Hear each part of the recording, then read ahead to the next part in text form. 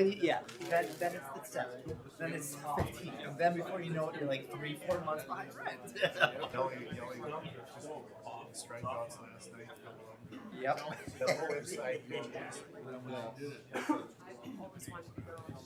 Yep. I will. Only.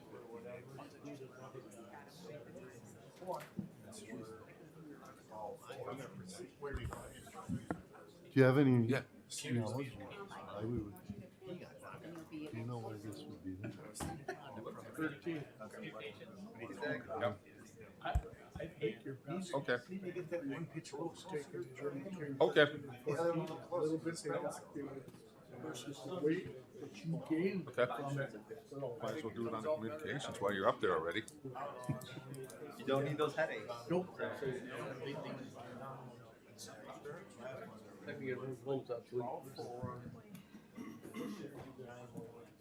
on, you stupid. Time's out as soon as I start talking to someone. That's sweet. That's a big commitment. I used to own a quarter of a share.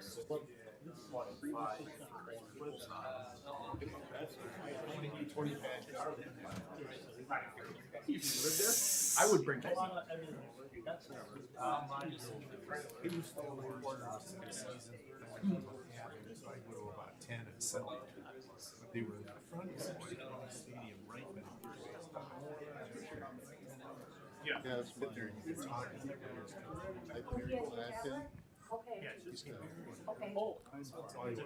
We have 7 o'clock. Can we call this meeting to order, please? finish the story. Roll call by the county clerk.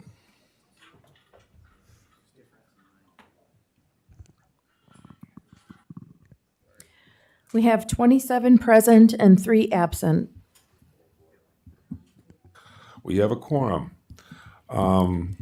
Takes us to item 2, Pledge of Allegiance. And since it is Mr. Risto's birthday, we'll have him lead us. I pledge allegiance to the flag of the United States of America and to the republic for which it stands, one nation, under God, indivisible, with liberty and justice for all. Take a moment. Please be seated, and happy birthday, Phil. Thank you.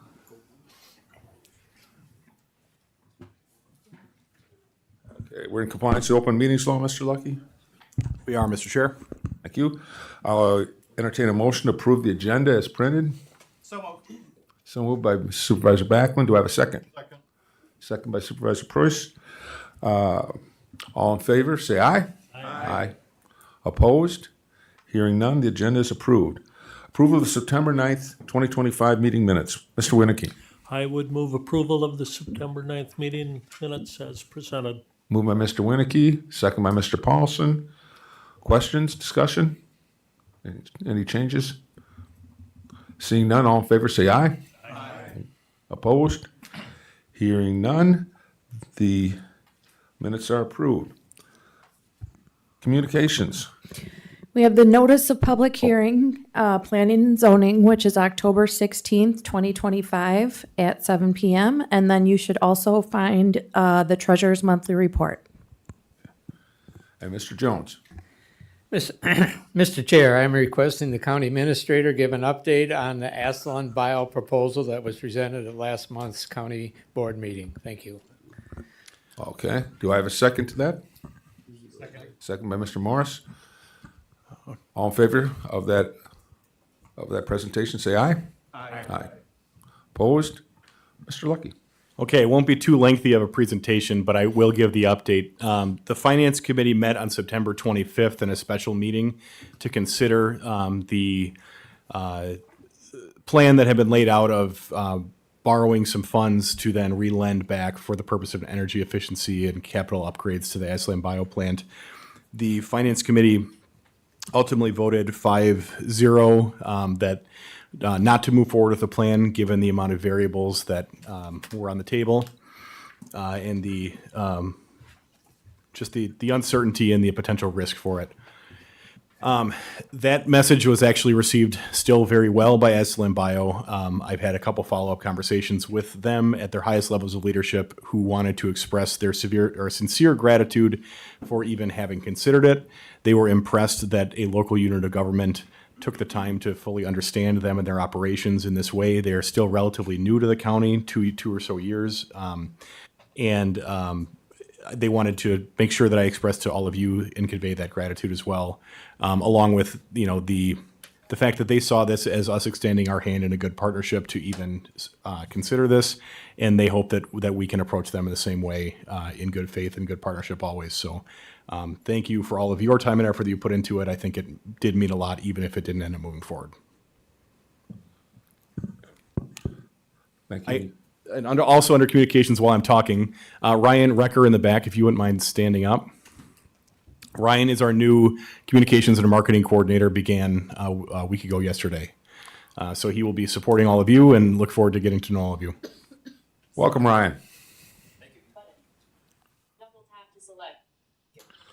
Okay, we have public comment. These are on item 14C. You have 3 minutes. If you'd like to speak, does anybody here want to speak to this? Part of public comment. Okay. So Caden Krapp, go first. Please come up to the mic. Oh, cool.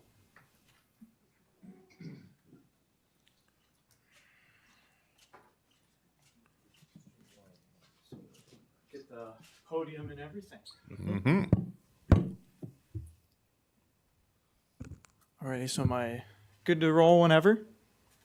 Whatever. Perfect. So yeah, my name is Caden Krapp. I'm a field manager for the Wisconsin Land and Liberty Coalition. We at the Land and Liberty Coalition are a nonprofit education advocacy group that seeks to educate and advocate for an all-the-above approach to energy.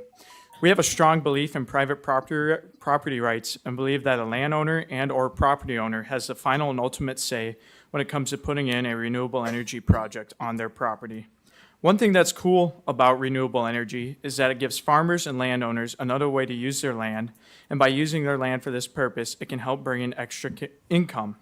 Another cool thing is that the choice to sign up their land for a renewable energy project is exactly that. It is a choice. No one is forcing them to use their land for something they don't want to use it for, and no one should force them to miss out on that opportunity. These regulations proposed in item 14C will prohibit landowners and farmers from being able to use their land to take hold of these opportunities that can come with putting solar on their property. With regards to that, I hope that the board will vote with the landowner and property owner in mind, and they don't restrict them from being able to invest in their property. With that, I yield my time. Thank you.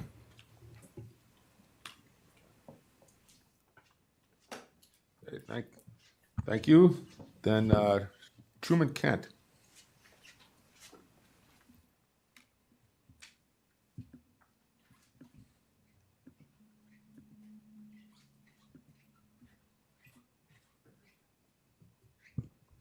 Hi, I'm Truman Kent. I am the Senior Energy Storage Engineer at One Energy Renewables. I work out of Madison. While I'm no longer a resident of Jefferson County, I'm not far. I've never lived more than a county away.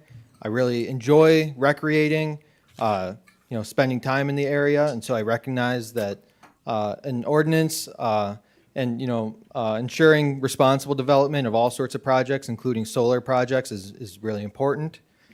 I'd first like to acknowledge some of the improvements on the ordinance as it pertains to energy storage. Solar energy right now is the most cost-effective way to create electricity. Being able to store it helps it stretch further. Additionally, there's other benefits like added resiliency to the system, insulation from price peaks, and just overall, solar and energy storage help fight increasing electricity costs for ratepayers. As an engineer at One Energy, I walk a lot of these solar sites. Most of our sites are planted with either a native pollinator mix or are grazed by sheep. When I walk through the pollinator habitat at these sites, there's a lot of bug life. There's a lot of flowers and plant life. In a lot of ways, it reminds me of walking through the prairie or the pheasant habitat over at Jefferson Marsh. There's very clear benefits, both in the form of ecosystem services by supporting more pollinators, as well as improving soil health. I think those are a few things that should be considered when deciding where solar should or shouldn't be allowed. You know, whether that's in terms of prime farmland or farmed or unfarmed wetlands. You know, those benefits are something that can be recognized and should be considered. Additionally, you know, as an engineer on a development team, I'm really aware of the development cycle, when and where design is happening to support that. And so as I was reading through, I've got some recommendations that certain aspects of what's currently required under the CUP stage, so erosion control plan, stormwater management plan, and grading plan, be shifted to the zoning permit stage. I think this is important because it better aligns with typical development timelines and allows those detailed design conversations to happen at the right time. And then lastly, just some of the setback restrictions as it pertains to you know, non-participant households are just overly restrictive. And so, yeah, just would like to share those comments in opposition to the proposed ordinance. Thank you. And Chris Beadle, I believe this is.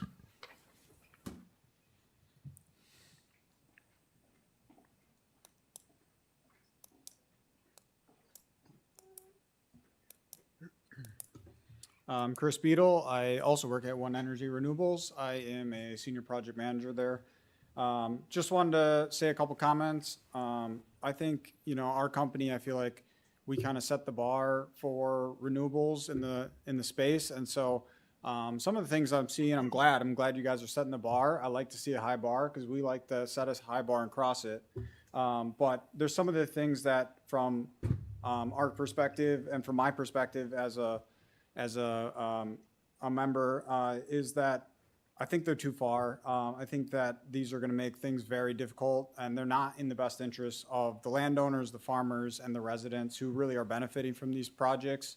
So some of the stuff about the 25% prime farmland, that could be debated, but again, I would leave that, you know, that's up to the farmer, the landowner that wants to provide that property. But a couple other points that I just want to point out is the wetlands restrictions. So I think the key there would be that renewables could be built in farmed wetlands. If the farmers are farming them, then the DNR does allow that you can do renewable energy projects there. That would remain consistent. Obviously, if the farmers are not farming them and there are wetlands, that they should be left alone, totally understand. But, you know, if the farmer's already farming them, then that's usually understood that those could be, you know, renewable energy sites. So that would be just a minor tweak of putting a farmed wetlands into that. And then noting on, again, the setbacks, if we're putting setbacks that far, then you're going to be asking the farmers to farm strips and some things around the sites, which is really not in the best interest of the farmers themselves. And then you're also asking the area to take up more farmland because you're pushing your setbacks further and you're pushing into more farmland within that project itself. So a couple of those things I just see inconsistent with the idea of trying to be in the benefit of the farmer and trying to be in the benefit of the landowners. That's all I have to say. Appreciate it. Thank you.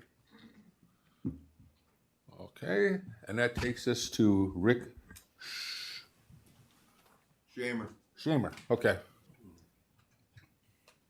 I couldn't tell if that was a C or an E. Nobody knows how to say it. Good evening. My name is Richard Chamber. I'm a homeowner in Cambridge. First of all, I want to say I was alarmed to hear in the notice that some of the parts of this apparently already go against state law. I'll be honest, I haven't read it far enough to identify these parts, but I think the writers of this probably know what I'm talking about. So unless those parts are removed before this goes through, what is the point? It's going to end up in court. my other question is, and it's a question, and I don't know if anybody's willing to answer, is who authored this ordinance? I want to know if it was authored here by the people in this room. Was it handed to somebody? Anybody want to comment on that? You do not have the ability to question the board at this point. You can make your statement. Okay, well, anyway, I'll express that then as a concern. And from what I do see, it's a main goal of this is to discourage people from going solar. Thank you. And I've been informed we have someone online that would like to make a public comment. Hello, can you hear me? Yes, we can. Okay, great. Dear Jefferson County Board of Supervisors, thank you so much for allowing me to speak tonight remotely. I'm unable to join in person. My name is Beth Esser. I live in Monona, Wisconsin, and I too am here tonight to speak for One Energy Renewables. I'm colleagues with Chris and Truman. One Energy is a solar development company that has already worked in Jefferson County. Personally, I worked with the landowners George and Paul Swart on the project constructed in 2023 in the town of Koshkanon. This project came about when George and Paul reached out to us to see if a solar farm was an option on their land. Their family was looking at options to help them keep the farm in their family, and this seemed like a way for them to diversify their income and preserve the farm. This is the case for many of the projects we've worked on in the state. Working with landowners who are looking for ways to keep the family farm in their family for the long term, continuing to farm around the solar project while knowing that the well-rested and nutrient-rich soil at the end of the solar project's life will be preserved as farmland rather than some other development that is a permanent conversion of the land like housing. Having grown up on a farm myself, I know how much my own dad wanted to preserve our farm, but also wanted his rights as a landowner respected to explore options to keep the land economically viable for our family. This even included, for a time, converting one field of ours to a golf driving range for a few years while I was in high school to explore the possibility of having a golf course on our part of our farm. Farmers have always been creative and adaptable to survive. With this in mind, we humbly request the following changes to the proposed ordinance. I'll be brief on this since Chris and Truman already touched on this. Allowance on prime farmland when commitments to preserving farmland are implemented during the life of the project, including grazing and pollinator seed mixes. Allowance on wetlands, specifically farmed wetlands. The DNR has actually permitted several solar projects in wetlands if we keep the significant impact, like our access road, out of wetlands. And farmers also often wish us to site a solar project in areas that are wetlands, which they have been farming. And this usually does work from a constructability standpoint. Allowance on 20% grade with approved erosion control plan. We currently are working in La Crosse County to construct a project for a rural electric cooperative there whose entire service territory falls in the driftless region. Finding flat land there is challenging, and we found ways to mitigate erosion during construction and establish our permanent vegetation, which the county actually stated would be an improvement in erosion control from the previously row-cropped field. Reduce setbacks from non-participating residences or allow for vegetative screening agreements to be put in place as needed. Our experience has shown that it's actually very difficult to determine a specific distance that mitigates neighbor concerns. There are situations where neighbors further than the suggested distance would like a screen because of topography and the way that they're situated to the project. And there are neighbors much closer who have no concerns due to existing screening, or honestly, because some neighbors have told us they are happy to be able to look at the field converted from a row crop to a pollinator-friendly meadow. Finally, it would be helpful to have some of the application requirements like the grading plan, stormwater management, etc., be moved to the zoning permit stage, which still requires the plans to be reviewed and approved prior to construction. Thank you for your time. Thank you. And is there anyone else online? Seeing none. We will go to item number 8, special order of business, presentation of fiscal year 2026 operating capital budget. Mr. Lucky.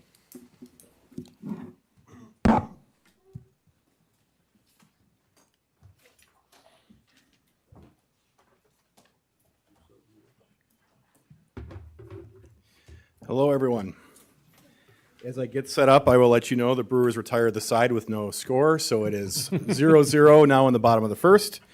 I hope to finish this up by the 6th inning, so we will see. Join as panelists, I think, is what I want to do, right? Yeah. Okay.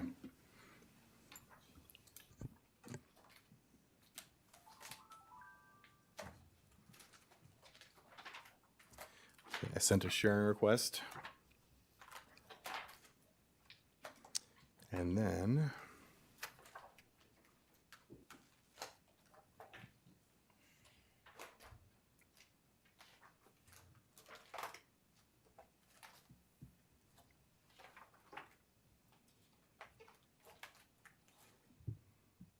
okay, everyone can see this now?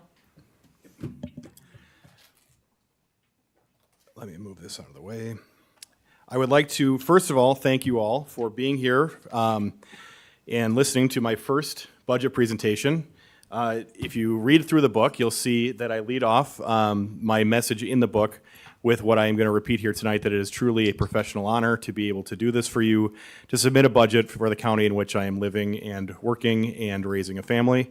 It is meaningful to do this, and I hope that you agree that this budget is one that we can all be proud of and take back to the districts and share many, many highlights built on a strong foundation.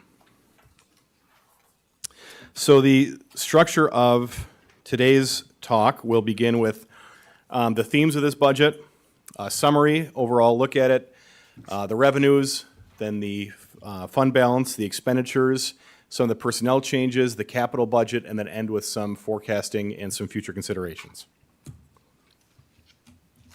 I am calling this, and I do a couple times in the document, as the next step budget. When I looked back at some prior budgets that had been given, our former administrator had labeled the 2025 budget as a reset year. And I don't think we need to reset. I think right now what this presents is the next step in many strategic items that have been set out. Throughout this entire process, which is a year long, we look at how our funding priorities align with the priorities-based budgeting, which is a criteria set by this board, where there might be targeted areas of investment in alignment with the strategic plan, and those will come out because the PBB, priorities-based budgeting, is based off of the strategic plan. Looking at ways to build departments up to match the expectations based on policies and prior moves that have been set. When we first looked at this, the initial gap seemed daunting, but there were various factors that helped close it. It really was not overall as painful as it might have been, thanks to a lot of creativity. However, there is vigilance needed for 2027, 2028, and beyond for many reasons. So I mentioned before, 2025 was labeled a reset year, and I think this year takes us forward in the direction that our plans point to. Overall, when looking at this, there is a wage adjustment for all staff included in the budget to address cost of living increases. When we were beginning this budget, we were given guidance for the Finance Committee to hold the mill rate steady as a ceiling, with the knowledge they were willing to explore debt options for capital expenditures, knowing that the highest we would be able to go is to keep the mill rate steady. We continued a long track record of conservative revenue projections, I think especially so this year with some uncertainty around sales tax and investment income collections, which I will show on later slides. This alignment with prior practices was certainly the prudent thing to do. When we began this, immediately a gap was identified because of another consecutive year of high health insurance increases. And I will be spending a fair amount of this budget presentation talking about health insurance. We also had to address some operational needs from prior decisions that have been made. I will probably talk about this a little bit more, especially when I talk about the central services and facilities budget. But I think we took some steps towards addressing those issues in this 26 budget. And finally, the implementation of our strategic plan does require modification of some department structures and personnel duties, and we've begun to address those in the 26 budget. So all of those are part of the reasons why I'm, again, calling this the next step. So here's the snapshot. when you look at our budget summary, estimated expenditures, you will see estimated expenditures of $116,038,688. If you compare that to a prior year, that is about a $6.5 million increase over prior year. However, I want to point to what you'll see right in the middle of this governmental fund line, Economic Development Fund 260. That is a new fund that captures the usage of the Live Local Development Fund. So if you were to remove that new fund, which is really a pass-through of revenues and expenditures specifically for Live Local, it actually makes up for more than the full expenditure increase. So, if you remove that line, the expenditures in this budget are actually lower than what were expended in last budget. There's context for that in here, but I wanted to make sure to point that out. The full countywide tax levy, you'll see at the bottom then, is $34,419,898, and we'll get into how that's arrived in future slides. The mill rate that's proposed in this budget is 2.7391, which represents a 2.34% decrease from the 2025 mill rate. Let's go column by column here. Equalized value is based on a calculation given by Department of Revenue that takes all of the equalized assessed value statewide, runs it through a formula, and then tells us how much, again, on that formula basis, we have an equalized value across the county. This was about a 7% increase year over year from last year. So our total equalized value on a countywide basis is $12.5 billion. We use different equalized value calculations if we're not doing a countywide levy. So this is the countywide equalized value. We then take the tax levy, which for this budget is set at $34.4 million, and we divide those numbers to get what our mill rate is. So that's a function of a calculation based on what our equalized value is and what our tax levy is. The levy change from last year is $1.7 million higher, which is a 5.27% increase. It represents on the higher end of increases in the past 10 years, but again, we'll get to why this is broken down later. Actually, we'll get to it right now. The countywide mill rate for the general mill rate, which is our operational mill rate, is down 0.1495 or 6% over last year. So that is our general mill rate number, represented in the light blue bars here on this graph. The total mill rate is those two bars added together, which again is 2.7391, which is down 2.34% from last year. What is up is the debt levy. The debt levy went from $3.9 million in 2025 to $5.2 million this year. Part of that increase is due to prior bonds, the payoff structure of prior bonds. Part of it is due to levy requests that we'll get to when you come to capital budget in the amount of about $800,000. So if you look at this final bullet point on the page, 78.8% of any levy increase is due to debt. That's about $1.3 million. About $450,000 of that, again, is due to prior bond structure with about $800,000 in new debt being proposed. When you add general and debt levy together, the mill rate is still decreasing, which is the Finance Committee's direction. We'll break down the mill rates kind of piece by piece here. This is the library. So this is a non-county-wide tax levy. It does not include the municipalities. We pay the library based on a funding formula. The mill rate here is also, it's based on, the formula is based on the operational costs of the library from 2 years prior, based on then circulation of non-library to library residents, and then paid out in that way. Based on this formula, we actually are again seeing a mill rate reduction for our library mill rate, even though there is a $25,000 tax levy increase. The health department is non-county-wide. This functions within the revenue cap, whereas the library didn't. I should have mentioned that here. The library mill rate, or any collections of the library mill rate, are done outside the levy limit cap due to state statute. Health department is done inside the cap, but it's not county-wide because the city of Watertown has their own health department. So we have to account for this separately, which is why it has a separate mill rate. That is showing a $3,000 increase in the levy, which is a slight mill rate reduction as well. These are our revenue projections for non-tax levy. Sales tax, we are budgeting at $9 million in revenue collections. That is a flat projection from 2025. Historically, the county has been very conservative in its sales tax projections. Typically, you budget at last year's actual collections, even knowing that there might be stronger anticipated growth, just so that you don't end up with a shortfall at year's end. Last year was budgeted at $9 million. If you annualize out, and I'll have a slide on this later, if you annualize out sales tax collections, you're looking closer to about $9.4 million for this year. But there's been so much fluctuation and a bit of uncertainty around sales tax collections, and so we thought it would be best to continue that conservative projection at $9 million. In terms of what we could increase the levy through in property taxes, the state allows for an increase of $369,567 in the operating levy. Some of that is broken down because of net new construction, which I will talk about later, but that is all net new construction within the area, 224,000 or so available this year to us, and then a terminated TID in the city of Watertown that represented another $144,000 of levy available. The state also provides some funding through the shared revenue formula. Prior to Act 12, which was 2023 Act 12, the shared revenue upper in the budget, the amount was $1.2 million. There's supplemental aid that's given the amount of $988,000. Last year, that was just tied in together, but there are some maintenance of effort requirements specifically related to the sheriff's office. And so we, in this budget, budgeted that additional and supplemental aid just directly to the sheriff's office to make it easier to track. So that's why they're split.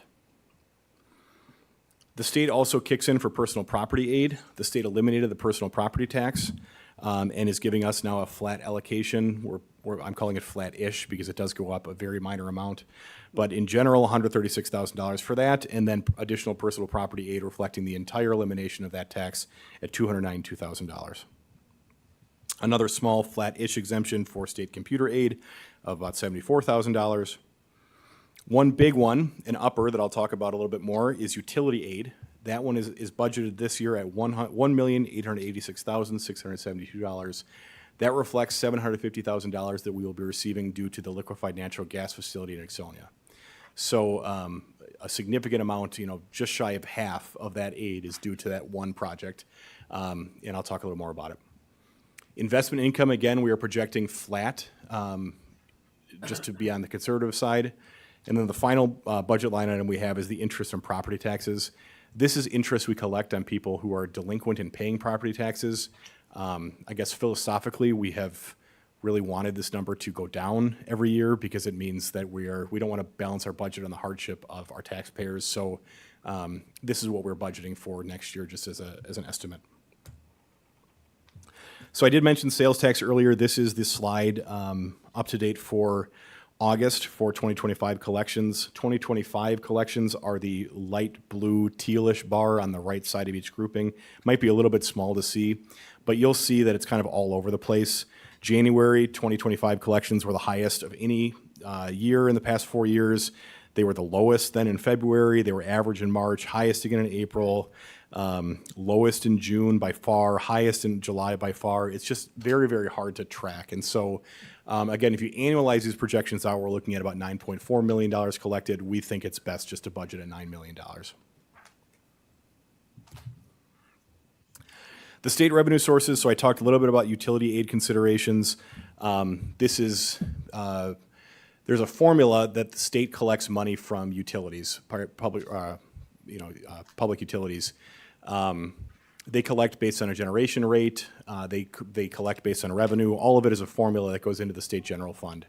Separately, the state pays out a completely unconnected formula based on the amount of property or equipment that's within a county. So base revenue, we were looking at just about $1.1 million. That includes things like solar projects, which I know some people are here to talk about today, but it also includes other structures. The one that we had some questions on was the liquefied natural gas facility in Ixonia. There was a lot of negotiation that went into this, a lot of work with Department of Revenue, but we are now guaranteed the $750,000 payment for the LNG facility. It will be really nice to have some legislative certainty, and so the executive committee has authorized me to continue to work on securing that through some legislation in Madison. But one other piece is that this is based, I talked about the formula calculation. There's a certain dollar figure that's tied to the net book value of any type of equipment like this LNG facility. And right now, the project in Estonia far exceeds that cap. So we could potentially collect some additional utility aid in future years before depreciation if we can get the law changed in Madison. So I am working on that. There is legislative certainty that would be provided under a bill. It was supposed to be introduced for public hearing this week. It is still sitting in the Speaker's office waiting to get a bill number. But that came from Representative Rodriguez from Oak Creek and Representative Barb Dietrich, who has represented the Ixonia area for a long time. There was also some additional state revenue sources that came through courts. I know a lot of you heard about some of the advocacy we're doing at the courts level.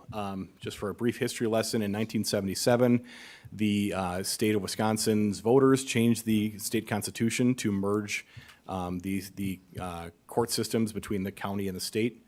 A future year, 1978 act then created the circuit court system as we know it today. And that was meant to be a partnership. What happens now, 50 years later, is that the county provides about 80% of the expenditures and collects about 20% of the revenues. And so there was an attempt by the Counties Association and the Courts Association and many others to increase that parity a bit. And what ended up happening is in the budget, the counties requested $75 million, and each year of the biennium we received $10 million, and that will be split up among the counties under a to-be-determined formula. There is a future bill that received a public hearing recently that I know that there are certain elected officials in the county here that are very supportive of, that would increase fines on certain penalties and then also giving a larger split from those fines to help with revenue sources.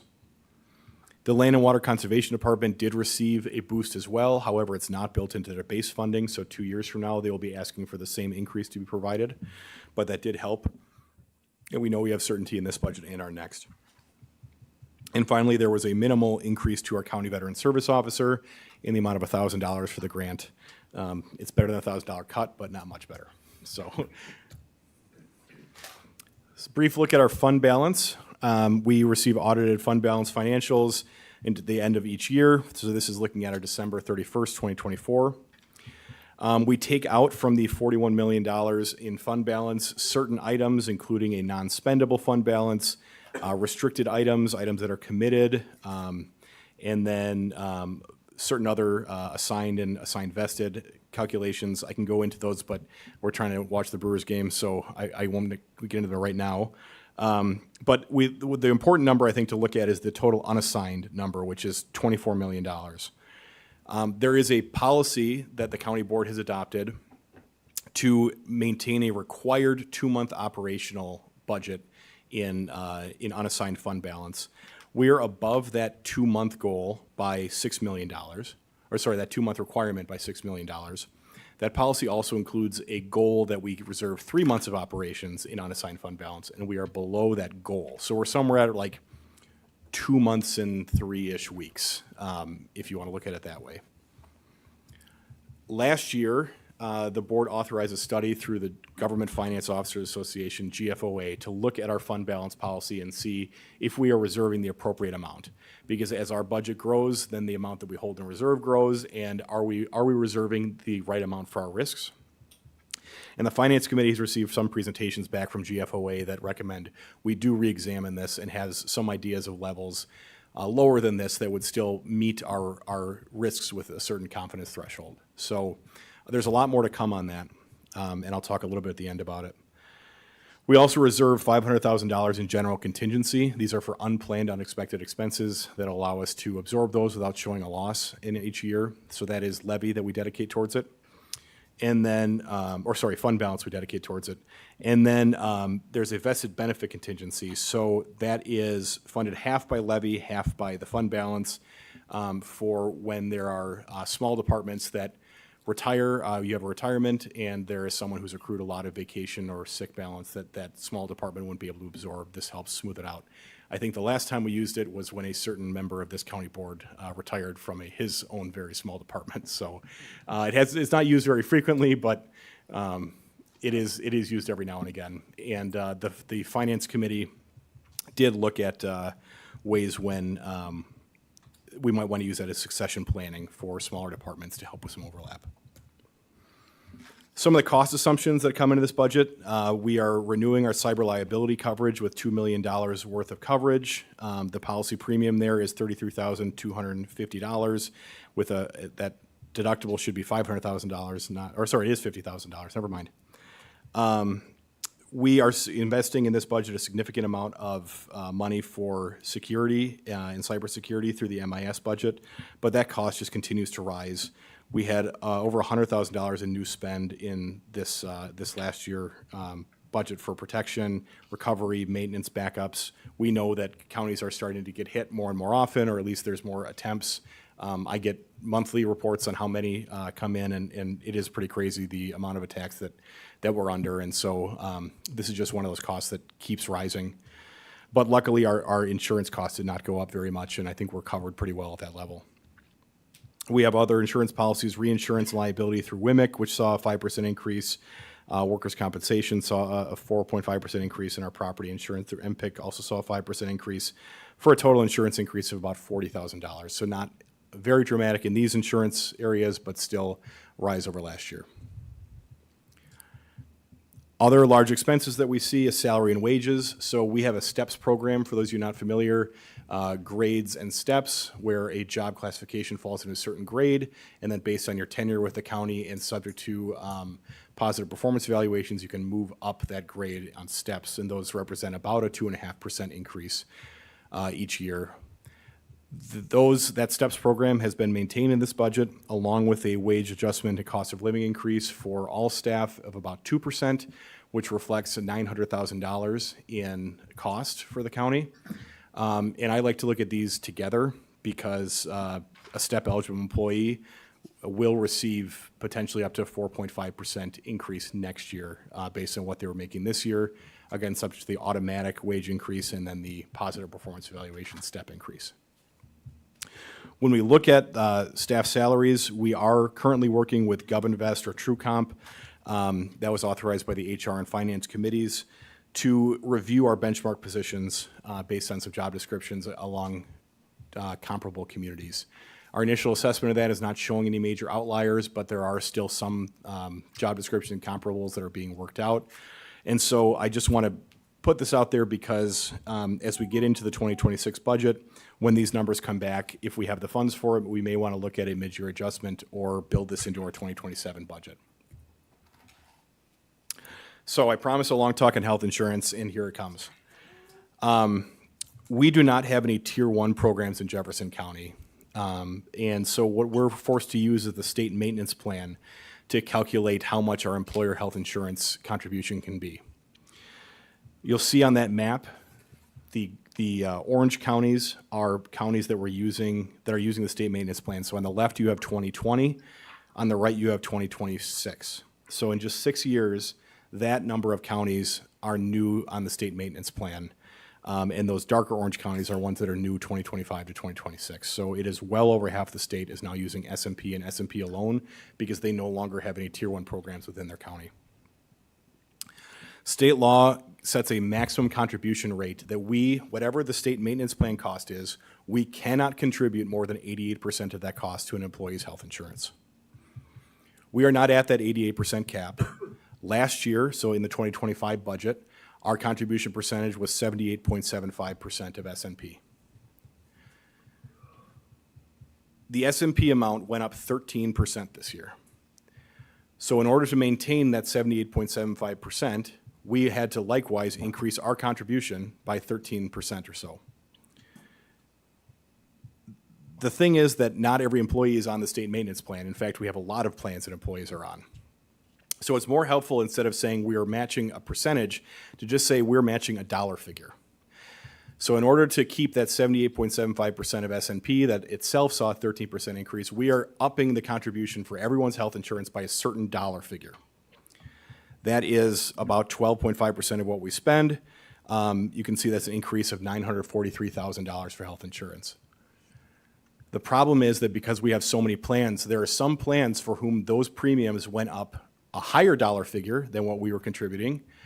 And there was about an equal number of employees on plans for whom the dollar figure went up less.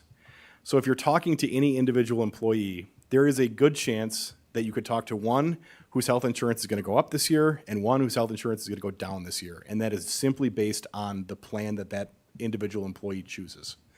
The county's health insurance contribution remained the same percentage as it was last year. And in order to remain that same percentage, we had to put $943,000 onto it.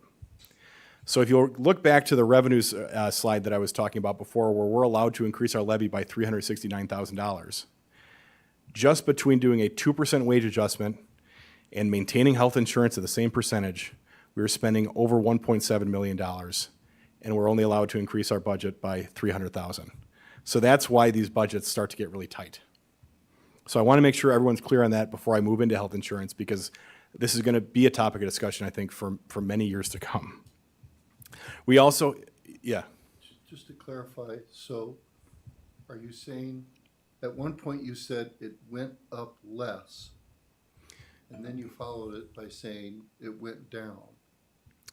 Yes. So, so let's say, for instance, we were paying $1,000 towards people's premiums in 2025. Let's just use that number, round number. And then this year, based on the percentage increase, we're now paying $1,300 towards everyone's premium. I don't think there were any plans for whom the premium went down, but some might have went up less than $300. So actually the amount taken out of the paycheck does go down, Okay. but their premium is actually still higher. It's on the other side. Yeah. Gotcha. We also have a buyout program for people to receive a cash payment, essentially, of $2,000 if you opt out of our individual plan, or $6,000 if you opt out of our family plan. We also have an HRA program that provides basically payment of the difference between the deductible and the out-of-pocket payment. So we are doing what we can to keep health insurance affordable. However, we know that it's a ballooning cost and a source of frustration for a lot of employees. So let's look at the future outlook, because I think this is worth noting. So at its May 21st meeting of this year, the Group Insurance Board, which oversees all of this, recommended a premium rate increase of 9.1%, along with a buy-up of 2.4%, for an overall premium rate increase of 11.5% for this plan year. That's for the local government pool. The additional buy-up was meant to target a reserve range in 2027 and 2028 without seeing future double-digit rate increases. So basically, their justification was if we do a large rate increase now, it'll make things easier down the road. However, we heard that exact same thing last year, where they said if we do a large increase now, 2026 and 2027 are a lot easier. They haven't. So I'm cautiously optimistic it's going to work, but kind of fool me once, shame on you sort of thing. So under this current 11.5% increase, the internal projections that are made to GIB say that next year we should be looking maybe closer to 6.2%, and in 2028, maybe we'll be looking close at 4.9%. Those are much more manageable numbers, so I just want to let you know this is what they are saying. However, when we look at this whole concept of the state maintenance plan, they know that there are problems that now a significant amount of counties are using this as their de facto sole source plan, because it doesn't really allow us to control costs. So I'll read verbatim what they said in an August memo. The rapid growth of S&P correlates with rising premium rates. Between 2020 and 2025, the rate experienced a dramatic and steady rise, increasing nearly fourfold over the 6-year period. In 2020, the rate increase was relatively modest at 4.3%, but it began to increase sharply in subsequent years. The trend culminated in a 16% increase in 2025, with limited tools available to ETF and the board to mitigate volatility. I'll end. The growing footprint and lack of competitive structure and increasing reliance as a safety net may contribute to future uncontrolled S&P premium growth. They propose various interventions at their level. People can read them in their own memo, especially people that might know more about health insurance. But this seems to be an area of focus for GIB. Just know that they have plans to try and rein this in. whether those plans will work, I think, is going to be part of next year's budget consideration. I move on to some personnel changes. So I broke these down into a couple different categories. The first is the positions I'm recommending eliminating in this budget or unfunding. I'm recommending unfunding the county engineer and planning position in this budget. It was one that used to be out of highway department. It was moved to administration fully in 2025 and it's been vacant since a staff vacancy in March of 2025. Currently, the highway department does not need a dedicated engineering position. I think that a planner should be prioritized in future budgets. I think there's also a look at maybe wanting to shift this to our planning and development department. But this position was unfunded to free up some levy for other priorities. I did not have any plans to rehire at this time. Another position in our suite that was unfunded is the risk manager and safety officer at Human Resources. This is a long-term vacancy that was unfunded in this year following multiple unsuccessful recruitment attempts. I want to just note that currently HR is basically asked to absorb all of the duties of this. And we are currently in the planning phase among many different departments to divide out some of these responsibilities of what falls under the risk and safety umbrella to alleviate some of that work from HR and spread it out, and with the option to fund this position again in the future if we are able to have some confidence that it will be filled. We are eliminating a part-time position, an admin position in the sheriff's office, which is also another long-term vacancy that can be absorbed by some of the recommended additional communications operators positions, which we'll talk about. The recommendation to eliminate a vacant administrative assistant position at the extension.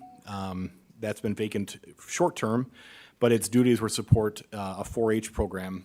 And the director of UW-Madison Extension for our area has said that by eliminating this, we could probably support an educator contract in 4-H, maybe a split contract between 4-H and another parenting program or potential new use. However, at Monday's extension meeting, it sounded like her preference would be to look more exclusively at just a 4-H position to help support that program. We are reducing or eliminating a child support specialist program that was a department request due to their caseload reduction. And we are also proposing some eliminations of very part-time positions or some small reductions in hours, particularly at Fair Park and Health. The new positions, these are the ones that are 100% levy funded. The first one is an HR generalist in the Human Resources Department. For those of you that are on the HR committee, you heard at your August 19th meeting a presentation on the much lower employee to HR staff ratio than or it's much higher than we might want, especially considering the full service model of what HR does. Much of our transformative government section, the strategic plan, relies on HR department to at least maintain the work they're doing, if not capacity build. And looking at some of the ratios, I looked at lean ratio, which would be one HR employee for every 150 or 200 employees. That's really kind of what we're at, if even. We have 725 positions or so. A more balanced position would look at 7 HR positions. This budget recommends 5. There is a new systems administrator position. I was talking earlier about prior decisions that this budget builds upon. Prior to me assuming this role, and really with the renovation of the courthouse, there is a lot of looking at not so much the break it, fix it model, but a more strategic look at all of our facilities and uniting all of those facilities under the Central Services or Facilities Department.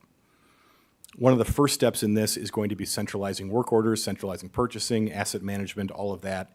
And so this systems administrator position will help with that. It fulfills a number of strategic objectives, but just to note that there should be future considerations on staffing levels and impacts in this department, particularly as they see some legacy retirements of maintenance techs. So this is a new position and will be housed within the admin, finance, and HR suite to optimize some of that cross-department collaboration and maybe take on some of those risk and safety roles as well.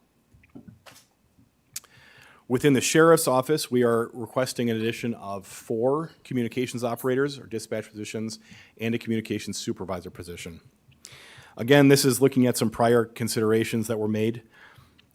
The county accepted some grants for a public safety answering point, PSAP, grant system in 2023. It was a significant amount of grant money at a very favorable match, and it was used to update and upgrade all of the dispatching equipment. However, one of the requirements of that is that within 3 years of accepting the grant, the recipient must implement emergency medical dispatching, which is a way to, in theory, help get people connected with the right level of care when they're having a medical emergency quicker. In practice, it probably could mean that dispatchers are on the phone for a little bit longer. The county is, when I surveyed all counties, received responses from 26 of them. From those respondents, Jefferson County is 25th of 26 in dispatcher ratios when comparing both just a straight population ratio and also how many calls for service we get versus how many operators we have. An additional look is that Lake Mills is no longer dispatching. They used to dispatch, so the dispatchers we do have are the Sheriff's Office, Watertown, Fort Atkinson, all full-time. Jefferson and Lake Mills were dispatching Monday through Friday business hours, and we dispatched the rest. Lake Mills has now stopped that and is not dispatching at all. So when you look at some of the data, that has added to some of our workload. And communications operators do a lot more than just answer 911 and non-emergency calls. They also document requests within the computer-aided dispatch system. They respond to court notifications. They manage our digital recording system. They do weather monitoring. They coordinate TROs, temporary restraining orders. They enter warrants. They help with open records requests. And so when I talked about eliminating that part-time position, if you add more dispatchers, you can also add in some of those duties onto this person. If we were to add in one full-time position to each shift, we would require 9 new positions. Once EMD is up and running, we will look at whether this is necessary, but this is a way to get a good start and help balance out those ratios. And I specifically want to call out the sheriff, the undersheriff, and all of the leadership at the JCSO. This was 5 new positions they're requesting, and based on the cuts that they are looking at and creative revenue streams that they're identifying in their department, they only asked for $177,000 in levy to fund 5 positions. So that was really well done from them. I think deserves a lot of credit. Some partial levy positions. Within the DA's office, they are adding a legal support specialist or a victim witness assistant. It's split between the two. The victim witness portion can be reimbursed by the state of Wisconsin at up to 50%. I think during her annual report, she was talking a bit about this. Strategic considerations here that the ratio of support staff to DAs and ADAs and victim witnesses are out of alignment currently. There was some fluctuation in how many ADAs the county saw. The DA's office voluntarily reduced their support staff to comply with that, but now they've had ADA positions added back, and the support staff has not been added back in. So this is a request to do that in a way to also get some revenue capture, which is something I was really considering when we're looking at new positions. Finally, it addresses burnout within the DA's office.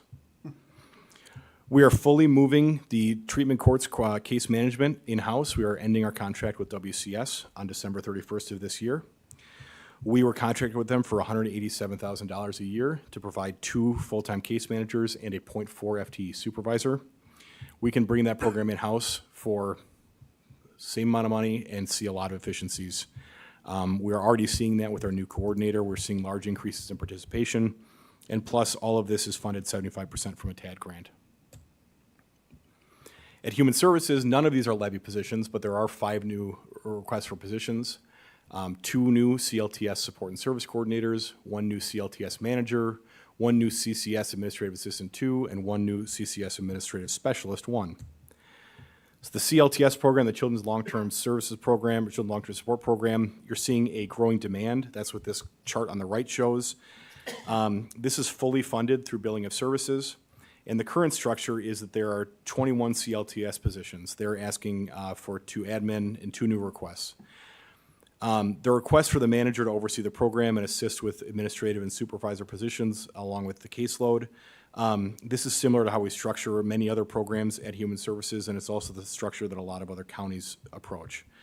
I had asked Brent, our Human Services Director, if we would consider maybe another supervisor position rather than a manager position, adding that layer of authority.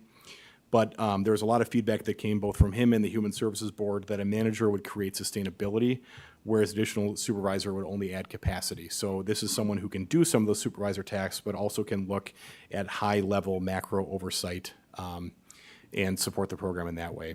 But again, if you look at the chart on the right, some boxes are covering up my numbers here, but I think it goes from about 280 or so people in 2020. We are now looking at 660 or so projected in 2026. So a significant more usage in that program. The CCS program, Comprehensive Community Services, I think I'm saying that right, all right, is also seeing a growing demand. This is also fully funded through MA billing and the WIMCR settlement. And this is something where in prior budgets, you can see new CCS positions requested on the right. So last year, there were 7 new CCS positions added. 2 budgets prior, there were 6 new positions added. So we're asking now this year for a supervisor that will be fully funded that would help supervise this growing workforce. Then there are some part-time positions that are being requested. One of them at the Fair Park. Due to the revenues they're seeing, the Fair Park budget actually included a levy decrease, even inclusive of this position. I think anytime I can say, yes, we're going to do more with less, it's a good trade-off. I think momentum is building with the 2025 numbers, and what this allows our Fair Park director to do is go out and get some more sponsorship in accordance with the plan that you'll be approving tonight. So I think that this is a valuable addition. Within the Parks Department, there are also some part-time position requests. One is with the Historic Sites Preservation Council to add an intern position for the short term, maybe this year and next year, but a relatively small cost in order to fulfill a lot of what was called for in the strategic plan. I'm citing here 2 specific callouts for that, and so I think it's a valuable use of a small amount of levy. And finally, an increase in hours and therefore adding benefits to an administrative assistant position at Parks, which would move the position from 0.4 FTE. This says 0.9, it actually is 0.8 FTE. But this is something that's been requested in multiple budgets, which will help take on the duties of the long-term vacant volunteer coordinator position. And that's also been called for very specifically in our strategic plan. There are some positions that still, even after all this, will show some structural deficits. They're funded separately, and so they're called out a little bit separately, but the health department is seeing structural deficits, partially, actually almost entirely due to some funding cuts at both the federal and state level. Within the WIC, the Women's Infant Children Program, received a $22,000 cut. The health officer looked at multiple scenarios to say, can we cut hours and still balance our budget? However, they have a healthy reserve balance at Health Department. I mentioned how that's a non-countywide levy. Their funds can only be spent on Health Department. And so they have a $419,000 fund balance. We thought it's just best to absorb that $22,000 in there, well, so we can maintain staff levels while continuing to determine maybe some long-term feasibility. Within our Economic Development Consortium, there's also a structural deficit, and this one's a little bit larger. We had a position there, it was 4 staff members, one of whom was providing HUD counseling, and that was transferred over to economic support to help support the FEC. Currently, we are running 2 of our 4 priority areas for strategic plan out of a 3-person department. This budget adds that position back, so it brings it back up to 4 people. But by doing that, we're creating a $90,000 structural deficit with their operating reserve somewhere in the $360,000. So we could probably reasonably fund this structural deficit for 1 to 2 years, but we are already looking at a lot of long-term strategies to eliminate that deficit. I think it's a high priority.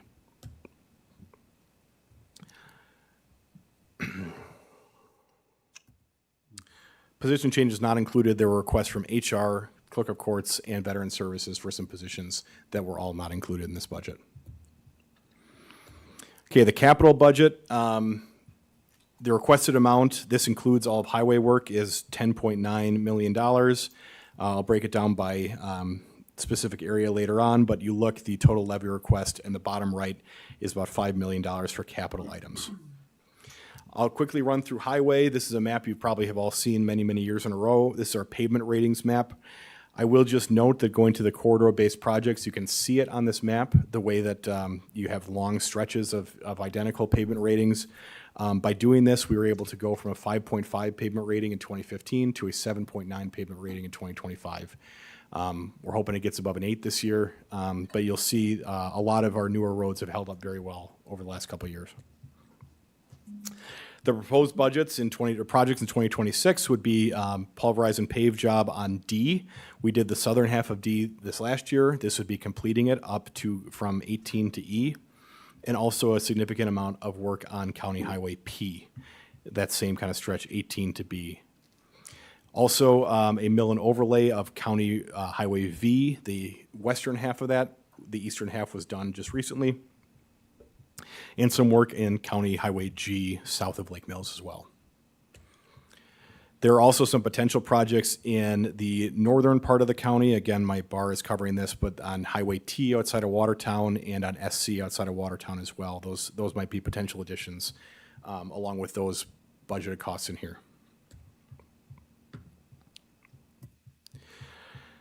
When you look at our full 5-year improvement plan, 2026 is orange, 2027 is yellow, 28 is green, 29 is blue, and 2030 is purple. So these are some of the jobs that the highway department looks to be planning for the next 5 years. So I talked a bit at the beginning about net new construction. This chart does two things. One is the orange bars show the net new construction value, so the dollar figure of net new construction on a real dollars basis. And the blue line shows the percentage increase from year over year. So you'll see 2025 has not only one of the smallest values of net new construction, it also has the smallest increase in at least the past 7 years, year over year, which seems very contradictory because all we talk about in Jefferson County is the growth and development. Part of that is because some of this is tied up in TID or things like that that won't reflect. I think this is not going to be the case in future years. But I reiterate it here because when we look at our capital funding strategy, the way that the county had funded capital projects for a long time before I got here was that you would take the excess of the 3-month fund balance reserve. I talked about that goal of 3 months. You would take whatever you had above 3 months plus add in the net new construction and use that to finance capital. So this year we're below our 3-month goal and we have a historic low in net new construction. So if we're going to fund capital, how are we going to do it? We had the same situation last year, and the way that the board chose to fund capital last year is you waited till the year closed out in December, did a budget amendment using closeout and carryover, and used some of that funds to roll over towards 2025.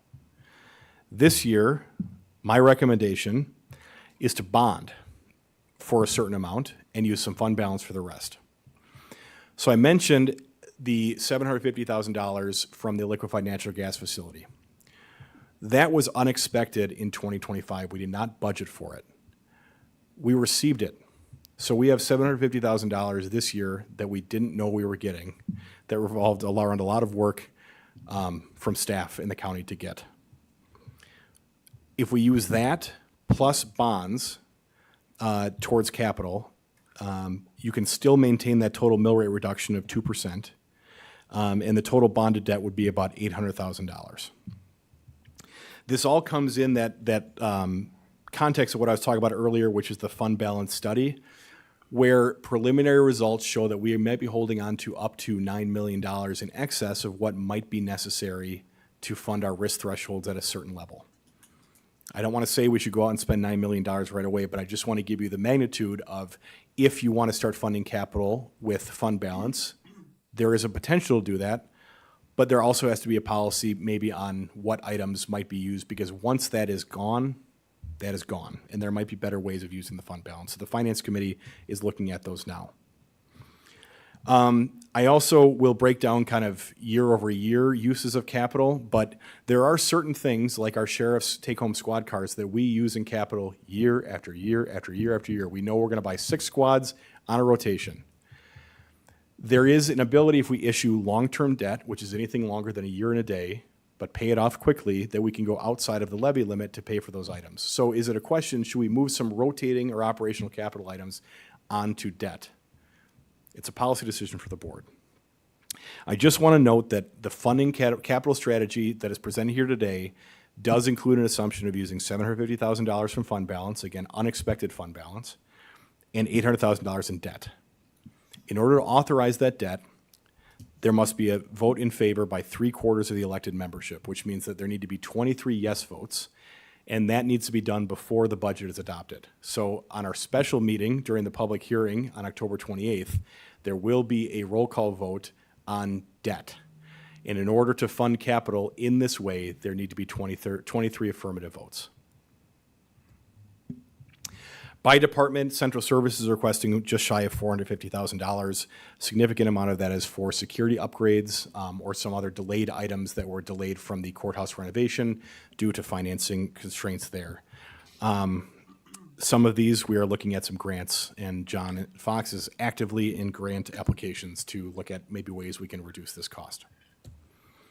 The Fair Park is receiving $200,000 in capital, $50,000 for a pavement seal coat and line mark, $50,000 for a master plan, and then $87,000 for replacing interior and exterior lighting, some of which will be recaptured through a grant that you'll be adopting again today.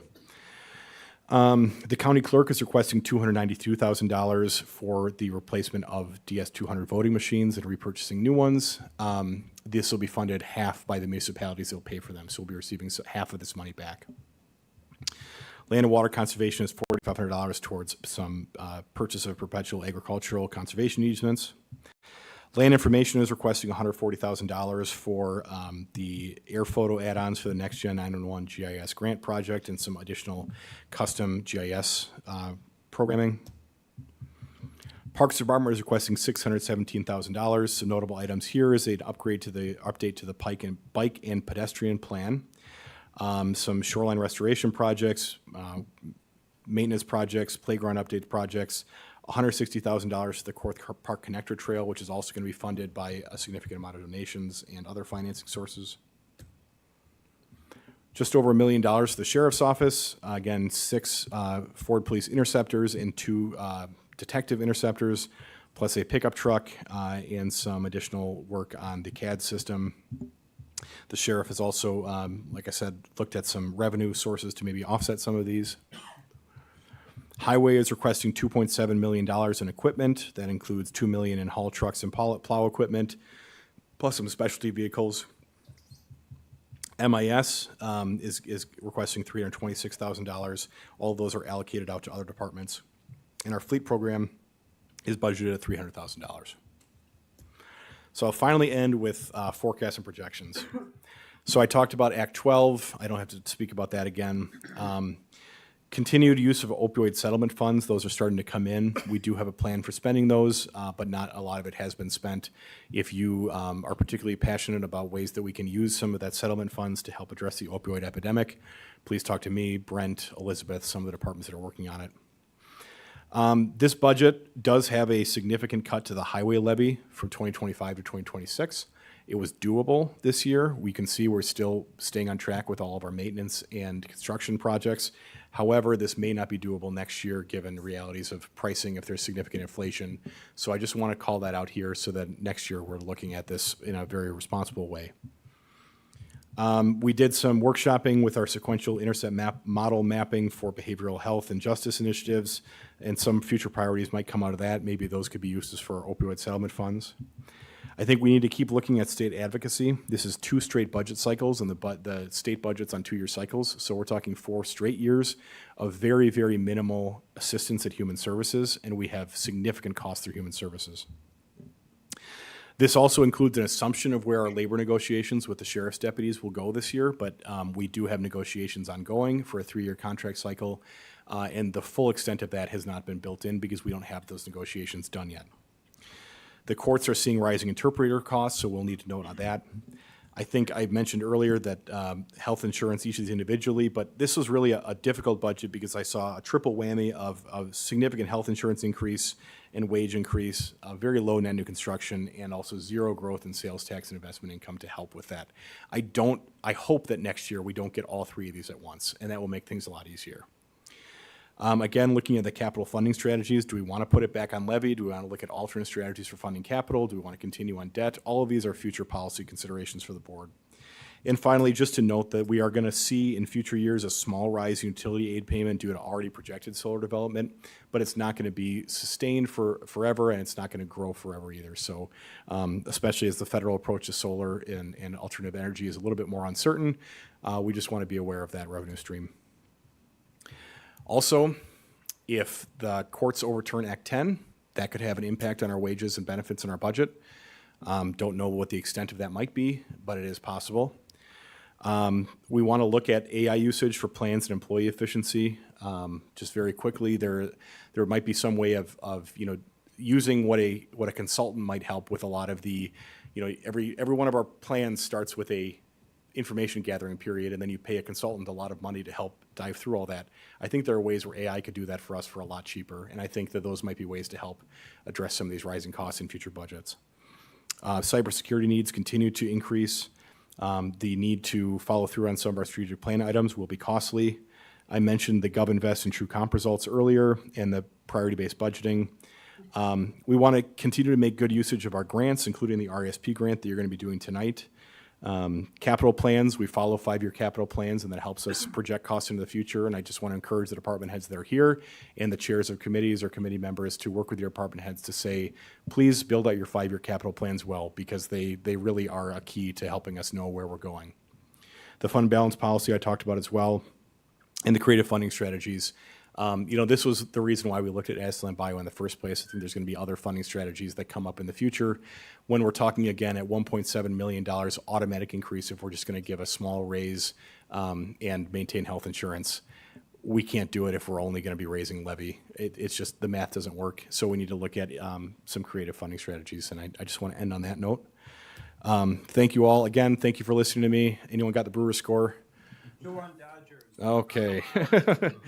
If I keep talking, maybe the Brewers will score more runs. So thank you all again. And I don't know if you typically do questions or if you just leave the document here.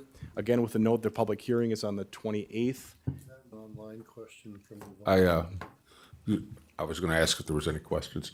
So who's online? Yvonne she raised her hand. I don't see it. Hold on 1 second, let me pull it up here.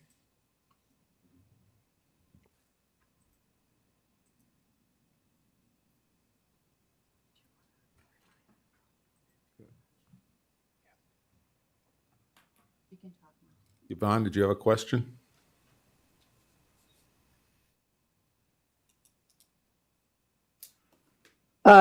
No. Thanks, Yvonne. Okay, so October 28th will be the public hearing on the budget. Again, also the vote on debt. And the full vote on the budget will be November 12th. That is a Wednesday night, Wednesday, November 12th, because under board rules, the first Tuesday, because of potential election days, you do not have board meetings on that second Tuesday. So again, the 28th meeting, November 12th. There's also a memo in all of your packets about the amendment process. The Finance Committee adopted all of these with the requirement that we have a balanced budget. This balances the budget. If you're going to propose an amendment, the request is that you find any offsetting revenue that might be required, and you propose that as part of your amendment as well. All of the levy increase has been obligated already, so you can't just say in your amendment, levy increase, because we got to find it somewhere. So those amendments are due to the Finance Committee, which will then review them and be able to then offer guidance when those are brought back at the full board meeting on November 12th for the budget passage. If you have any questions on the amendment process, Mark or I can answer them, or any member of the Finance Department as well. Thank you, Michael. Takes us to committee reports, resolutions, and ordinances. Item 9, Fair Park Committee. Ordinance amending Jefferson County Ordinance number 2023-17 regarding Jefferson County Fair Advisory Board. Mr. Paulson. Ordinance number 2025. 10. Amending the Jefferson County Ordinance number 2023-17 regarding the Jefferson County Fair Advisory Board. The Jefferson County Fair has been a proud local tradition since 1852. The county fair provides an opportunity for residents to exhibit their accomplishments and promotes education, entertainment, and economic growth in Jefferson County. Following a debriefing of the 2023 County Fair, where community members expressed a desire to assist in fair planning, the County Board created the Fair Advisory Board to provide a structured way for community stakeholders to share their opinions and perspectives in November of 2023 via Jefferson County Ordinance 2023-17. The Fair Advisory Board has created a line of communication between the public and the local officials to provide the county with a broad range of ideas when developing and implementing policies and programs for the county fair, and has been instrumental in fair operations.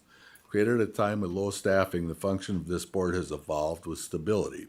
This ordinance amendment renames the existing Fair Advisory Board to the Fair Board and revises the expectations of the body to meet the current operational needs.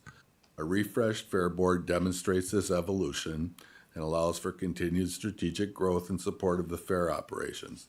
The Fair Board members will be committed not only to offer advice and recommendations, but also to actively participate in initiatives, events, and activities that help ensure the success of the fair. The Fair Park Committee will consider the recommendation of the Fair Board when exercising its decisions-making authority. This ordinance renames and restructures the current Fair Advisory Board to meet current operational needs. The Fair Park Committee considered this ordinance amendment at its meeting on September 11th, 2025, and recommended forwarding it to the County Board for approval. Fiscal note. Yeah, where is it? As stated in section 1.0314 of this ordinance, the members of this committee will not be eligible for meeting fees, mileage, or other expense reimbursements. As such, passage of this ordinance has no immediate fiscal impact. Mr. Chairman, I move for adoption of this ordinance. Moved by Mr. Paulson, second by Mr. Backman. Questions, discussion? Seeing none, all in favor say aye. Aye. Opposed? Ordinance passes. Takes us to item B, resolution adopting Jefferson County Fair Park sponsorship policy. Mr. Paulson. Resolution number 2025 43. 3, adopting Jefferson County Fair Park sponsorship policy. Jefferson County Fair Park has developed a sponsorship program to support its mission of providing high-quality facilities, events, and services that benefit county residents and visitors. Sponsorships provide both monetary and in-kind resources that enhance programs, reduce costs, and expand opportunities for the community. The Jefferson County Fair Park sponsorship policy establishes a framework for recruiting, reviewing, and approving sponsorships in a manner consistent with county values, community standards, and legal requirements. The policy sets clear criteria for review, provides authority for the approving and executing agreements, and preserves Jefferson County's sole discretion to accept or deny sponsorships. This policy also outlines approval levels for different term lengths, establishes review procedures, and ensures agreements are subject to legal review by Corporation Counsel. This structured approach creates transparency, accountability, and a consistency in sponsorship decisions while protecting the reputation and best interests of Jefferson County. This resolution adopts the attached Jefferson County Fair Park sponsorship policy. The Fair Park Committee considered this resolution at its meeting on September 11th, 2025, and recommended forwarding it to the County Board for approval. Let's see if it's going on. This policy supports the revenue projected in the Fair Park and Fair annual budgets. I move for the adoption of this resolution. Moved by Mr. Paulson, again second by Mr. Backlund. Questions? Discussion? Seeing none, all in favor say aye. Aye. Opposed? Hearing none, it passes unanimously. Takes us to item 10, Finance Committee, resolution amending the 2025 budget for the Interurban Trail Phase 1 bridge decking repairs and Mason Log Home Restoration Project. I will note for all of these will require a 2/3 vote, so you have your tablets ready, please. Mr. Jones. Thank you, Mr. Chair. Resolution number 2025-44. The Jefferson County Parks Department has identified two pressing needs requiring budget amendments to the 2025 budget. The first is an unforeseen repair project for the Interurban Trail Phase 1 bridge decking, where multiple boards have experienced premature deterioration and required replacement. The second is the allocation of previously donated funds for the Mason Log Home into a capital project account. These funds will be used to repair the historic structure and install period-accurate wood siding to encase the exterior, protecting the log home from further deterioration while maintaining the historic integrity of the project. The estimated cost of this project is $26,000. This resolution authorizes amendment for the 2025 Parks Department budget to complete the Interurban Trail Phase 1 bridge decking repairs and the Mason Log Home Restoration Project. This request was considered by the Parks Committee on September 25, 2025, and the Finance Committee on October 7, 2025, and both recommend this resolution be forwarded to the Jefferson County Board for action. Fiscal note, passage of this resolution authorizes the finance director to make the necessary budget adjustments to enact this resolution. This is a budget amendment. County board approval requires a 2/3 vote of the entire membership of the county board, 20 votes of the 30-member county board. Mr. Chair, I move for passage of this resolution. Moved by Mr. Jones, second by Mr. Kulig. Questions, discussions? Mr. Morris? Is this the bridge that is at the Watertown Conservation Club that crosses? Correct, I believe that is correct. Kevin? Yes. Kevin says yes. Yeah, it's definitely deteriorating. Any other questions? Please vote on your tablets. Supervisor Richardson? Aye. Supervisor Herbst?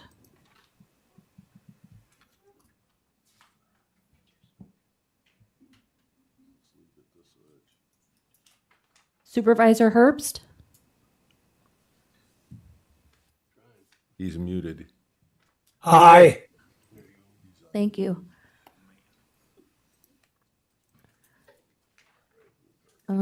Supervisor Jones? Yes, my tablet's not working. Okay. Aye. Supervisor Price? Aye. Supervisor Winnicky? Aye. Supervisor Hafton? Aye. Supervisor Risto? Aye. Supervisor Jekyll? Aye. Supervisor Lindell? Aye. Supervisor Felker? Aye.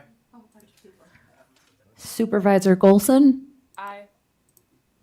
Supervisor Gulig? Aye. Supervisor Christensen? Aye. Okay, we have 28 yes, 1 no, and 1 absent. The resolution passes. Mr. Jones, item B, resolution accepting computer equipment hazmat grant.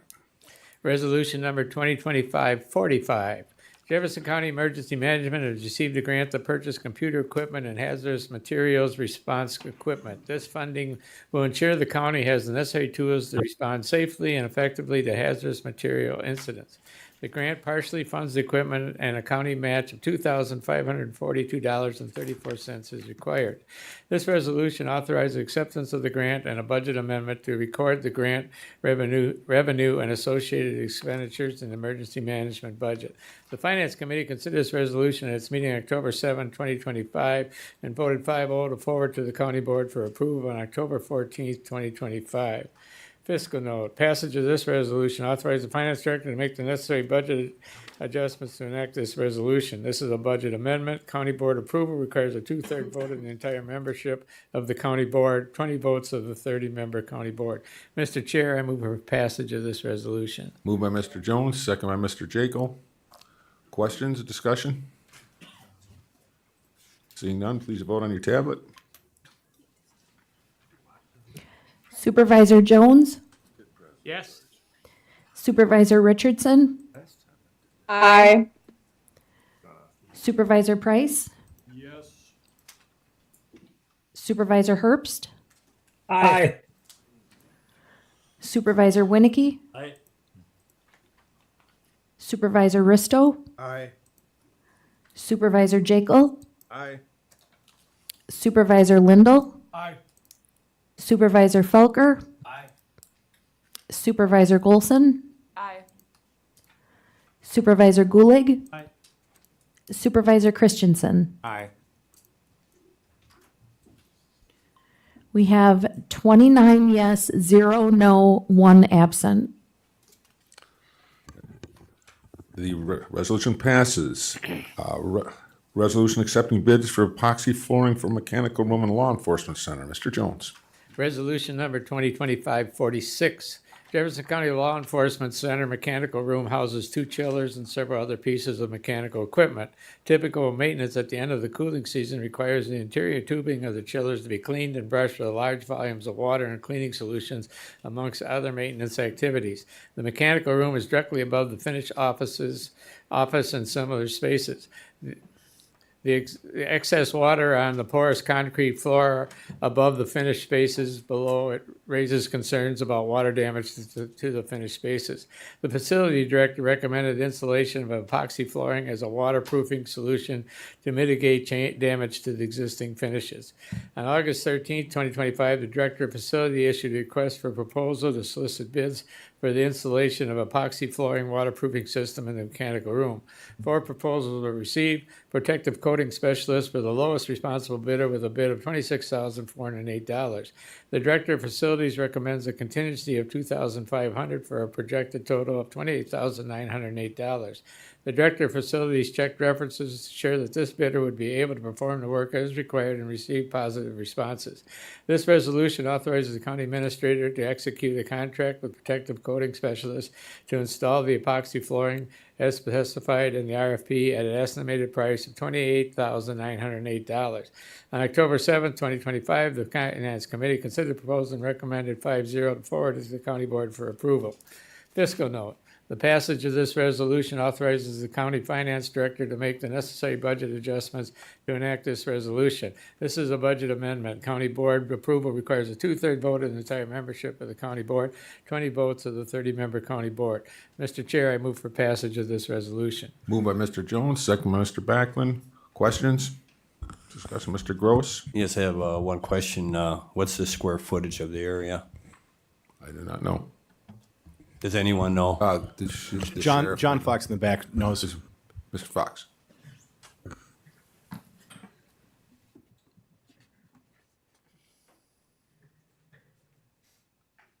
It's approximately 2,500 square feet. All right, thank you. Any other questions? Hearing none, all in favor? Oh, this is a budget amendment. Please vote on your tablets. Supervisor Jones? Aye. Supervisor Richardson? Aye. Supervisor Price?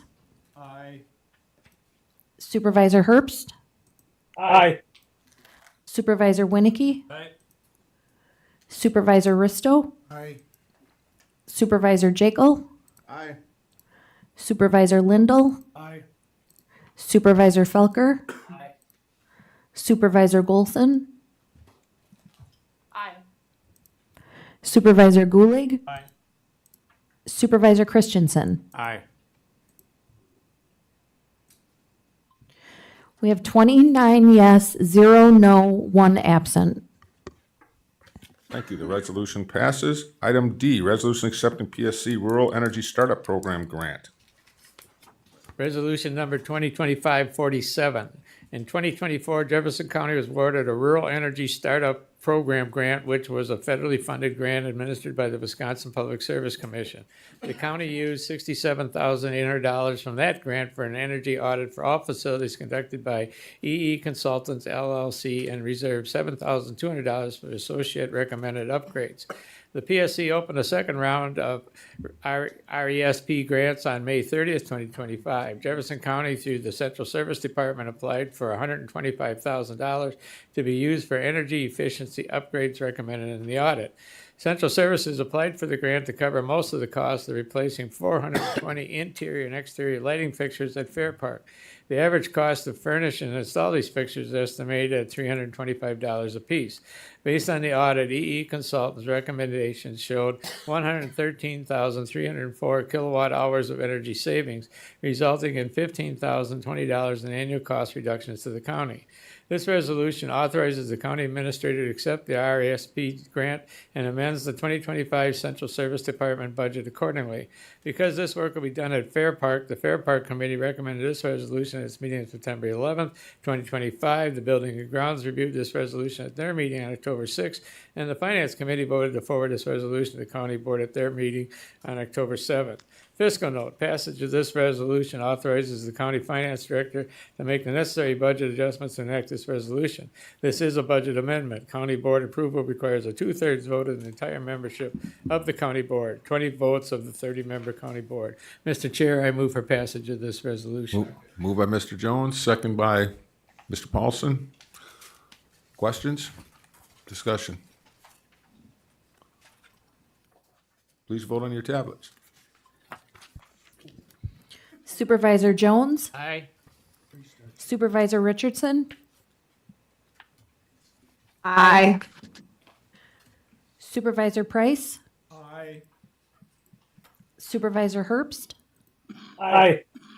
Supervisor Winnicky? Aye. Supervisor Risto? Aye. Supervisor Jekyll? Aye. Supervisor Lindell? Aye. Supervisor Felker? Supervisor Golson? Aye. Supervisor Christensen? Aye.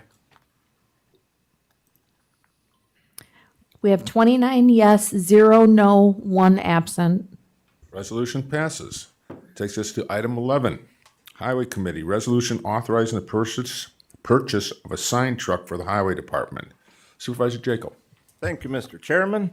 Jefferson County Highway Department is requesting approval to purchase a new cab chassis with sign truck setup to replace the department's existing 2014 sign truck, which has reached its end-of-life service. The current 2014 International 4400 SBA presents ongoing safety concerns, particularly because of corrosion, and it no longer meets the operational needs of the department. The replacement sign truck will enhance the department's ability to safely and efficiently maintain and replace roadway signs. This purchase aligns with the county's strategic goals of maintaining safe and effective transportation infrastructure while ensuring safety of the county staff and public.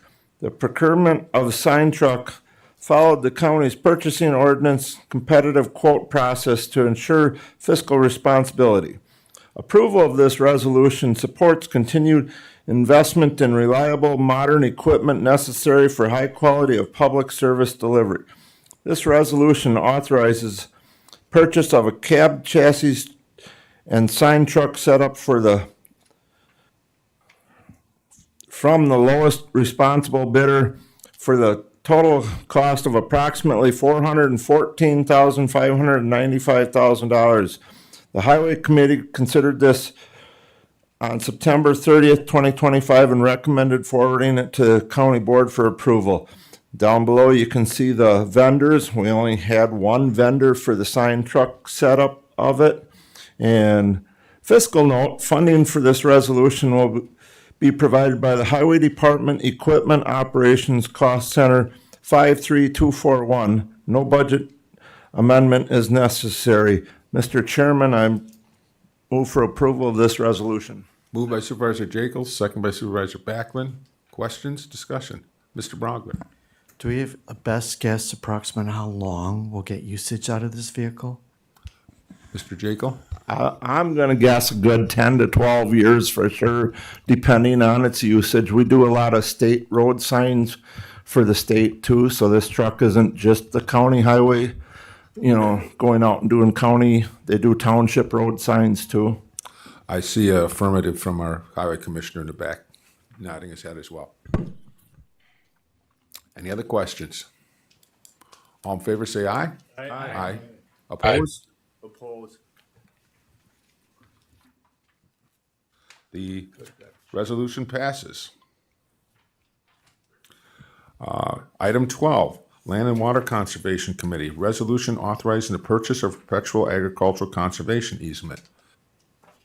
Meg Turnbull Heights, Supervisor Heights. Thank you, Mr. Chair. Resolution number 2025-49, authorizing the purchase of a perpetual agricultural conservation easement. The Jefferson County Comprehensive Plan seeks to preserve and enhance the county's rural character, including farmland.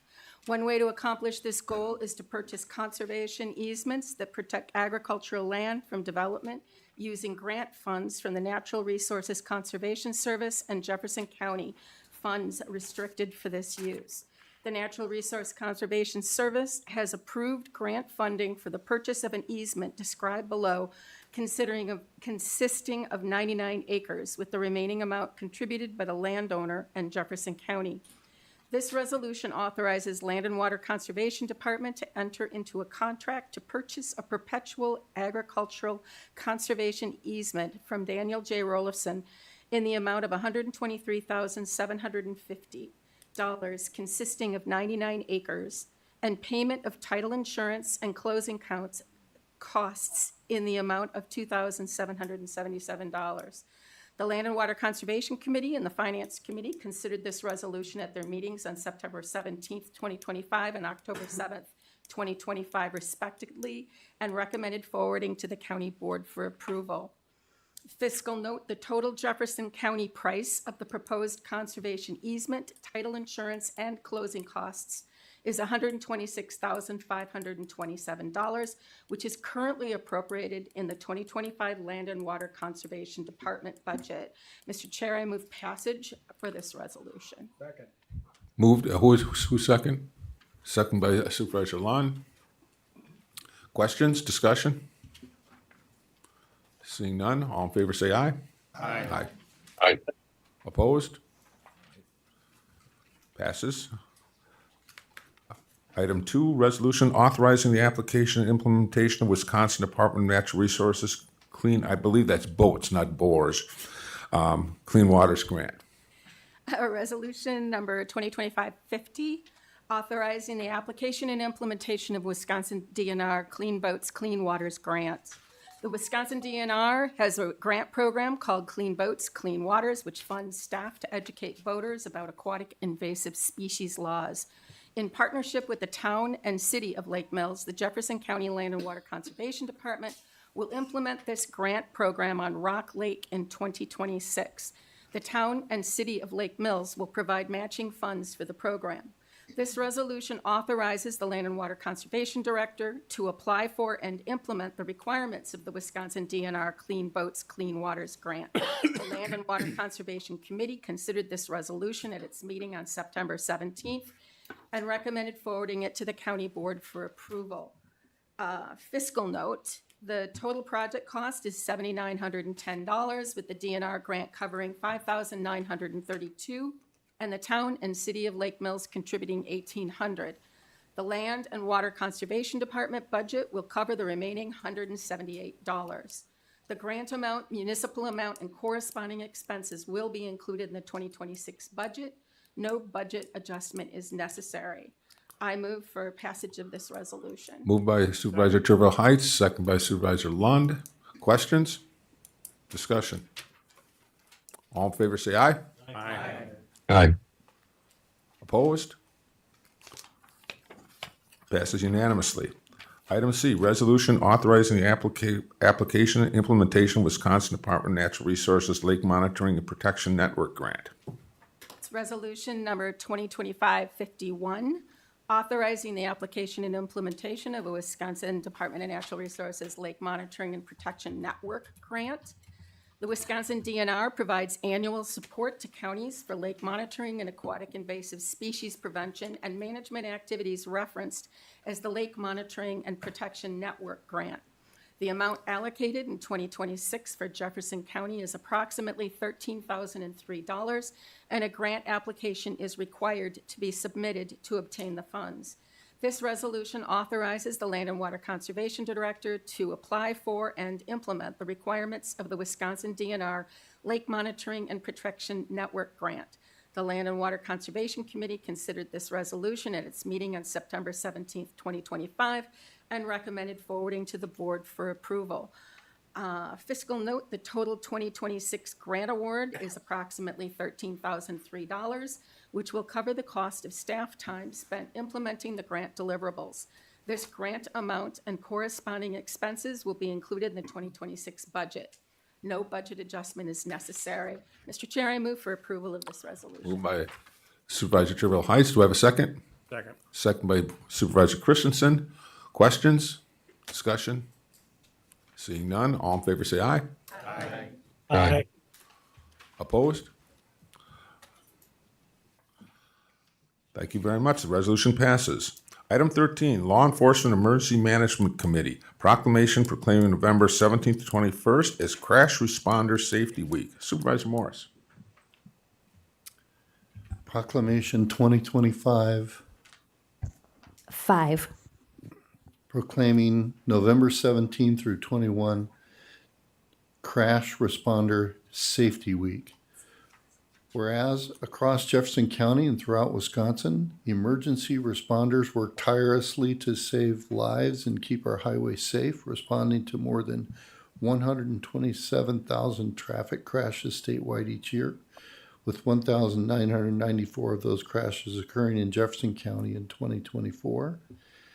And whereas each year a week is set aside in November as Crash Responder Safety Week to recognize the life-saving work of our emergency responders, and whereas at every crash scene, emergency responders, representing law enforcement, firefighters, emergency medical personnel, county highway personnel, and tow operators are at risk of being struck and injured or even killed in a secondary crash, as 19 crash responders across the United States have lost their lives so far this year alone. And whereas each driver has a responsibility to drive safely and take every precaution to reduce the risk of secondary crashes, which includes following State of Wisconsin Slow Down and Move Over law designed to provide a safety zone for workers on our roadways.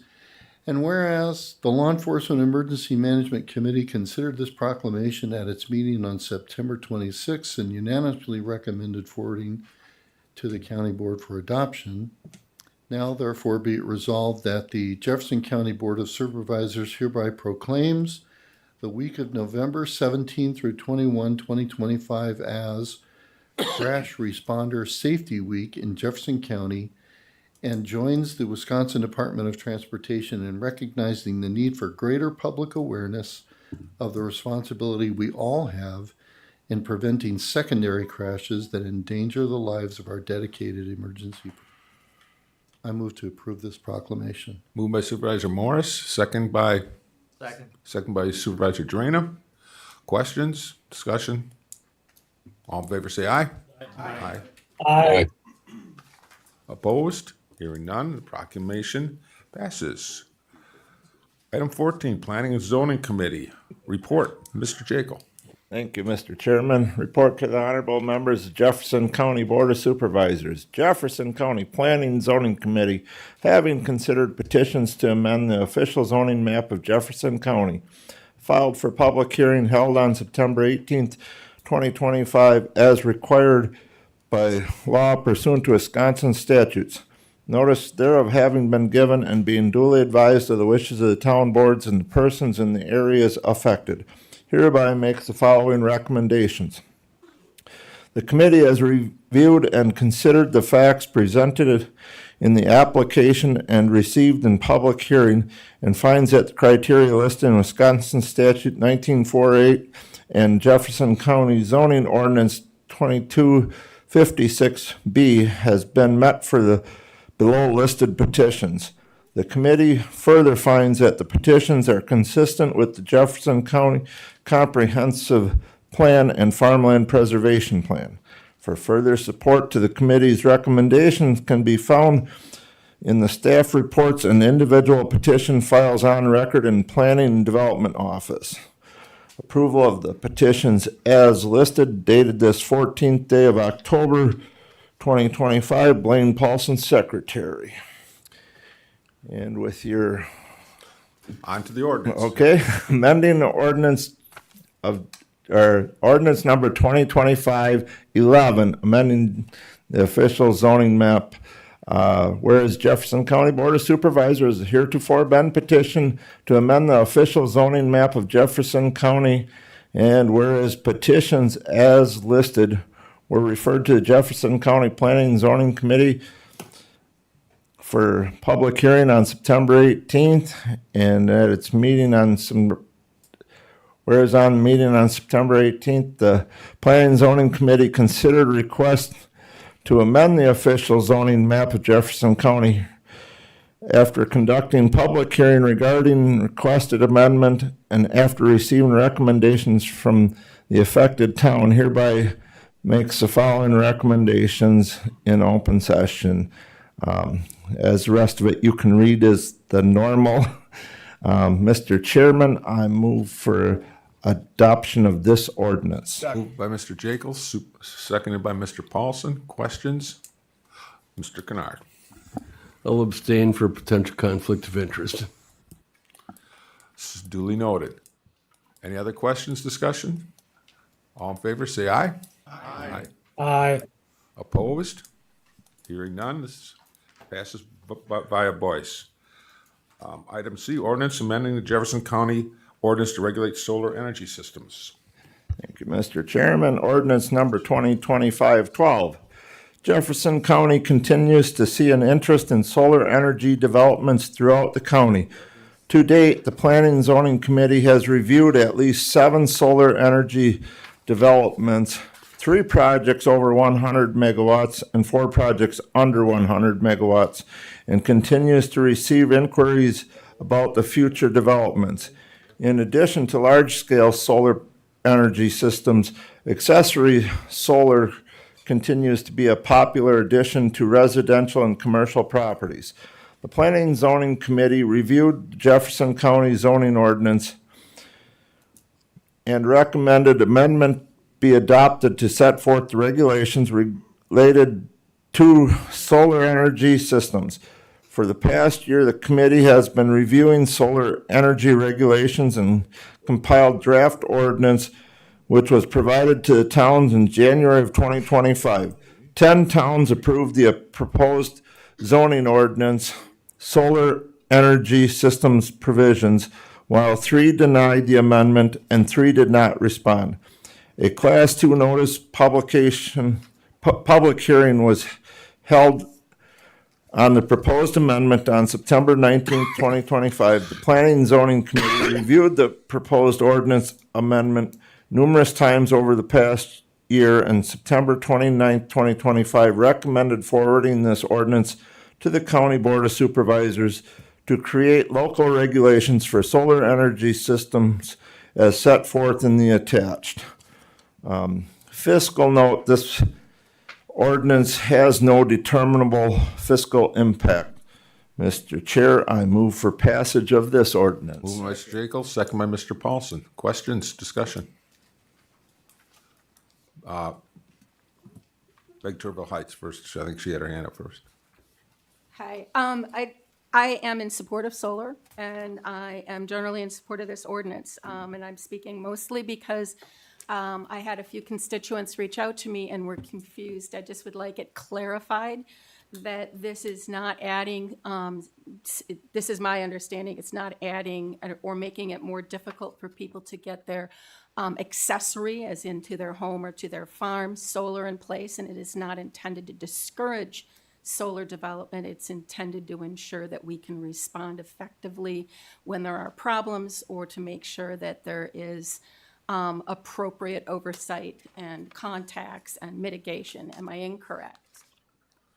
Not my mind. Anybody else? Matt, you have anything to add? No, overall, we'd agree with what you stated. Mr. Price.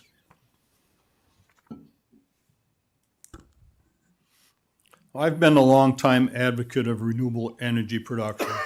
I've studied at the Midwest Renewable Energy Association in Custer, Wisconsin for more than 30 years. I believe I have a lot of practical knowledge on the subject and know most of the pros and cons. I see no need for this ordinance change. I believe the State of Wisconsin Public Service Commission and current electrical codes have this well under control. Why would we want to inhibit the installation of much needed energy production? This ordinance change does nothing to benefit Jefferson County and would inhibit the rights of landowners, farmers that are struggling to preserve their family farms. I would recommend that we vote no on this ordinance. Mr. Kennard. I've got several areas of concern, I guess. My biggest one is on page 4, I guess it is, item 8, the 25% or less of prime soil on the entire project area. Could you bring up the prime soils map for Jefferson County? If you look at that, anything that's green, what color would the next one be there? I want to call it a yellow, I guess. Yellow, and then you got to get down to a real dark brown before you got a non-prime soil. So if you look at the map and you can zoom around the county, it doesn't change substantially.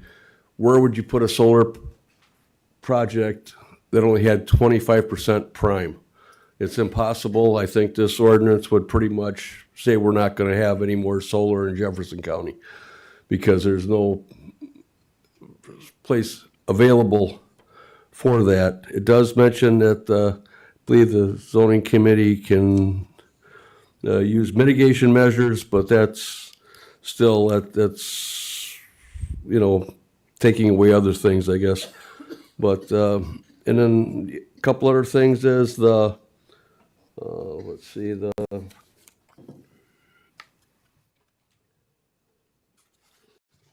which ones did you? Gotta find my other sheet here.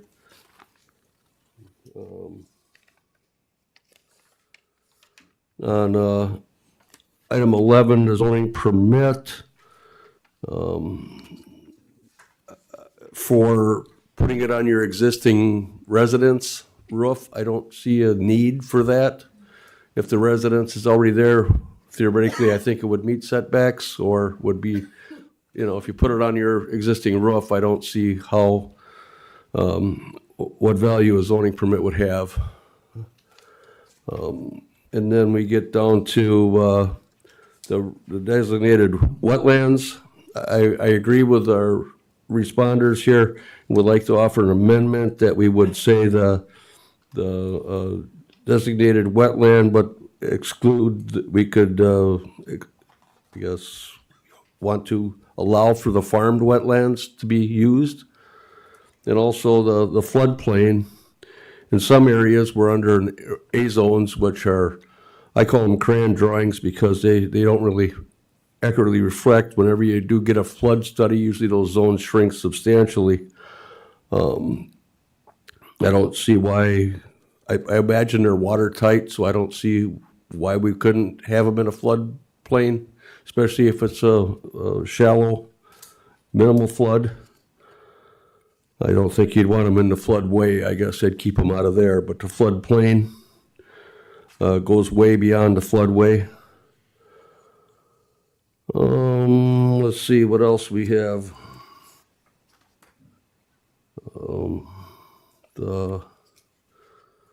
A lot of places it says that any other information requested by the Planning and Zoning Committee or department. To me, if you have an ordinance, it should lay out what your requirements are. This open ends it. You could ask for anything. I think we should remove that everywhere and just, if we want something, here it is. If we need something added, you can always amend the ordinance and add it if there becomes a problem, if it would arise in the future.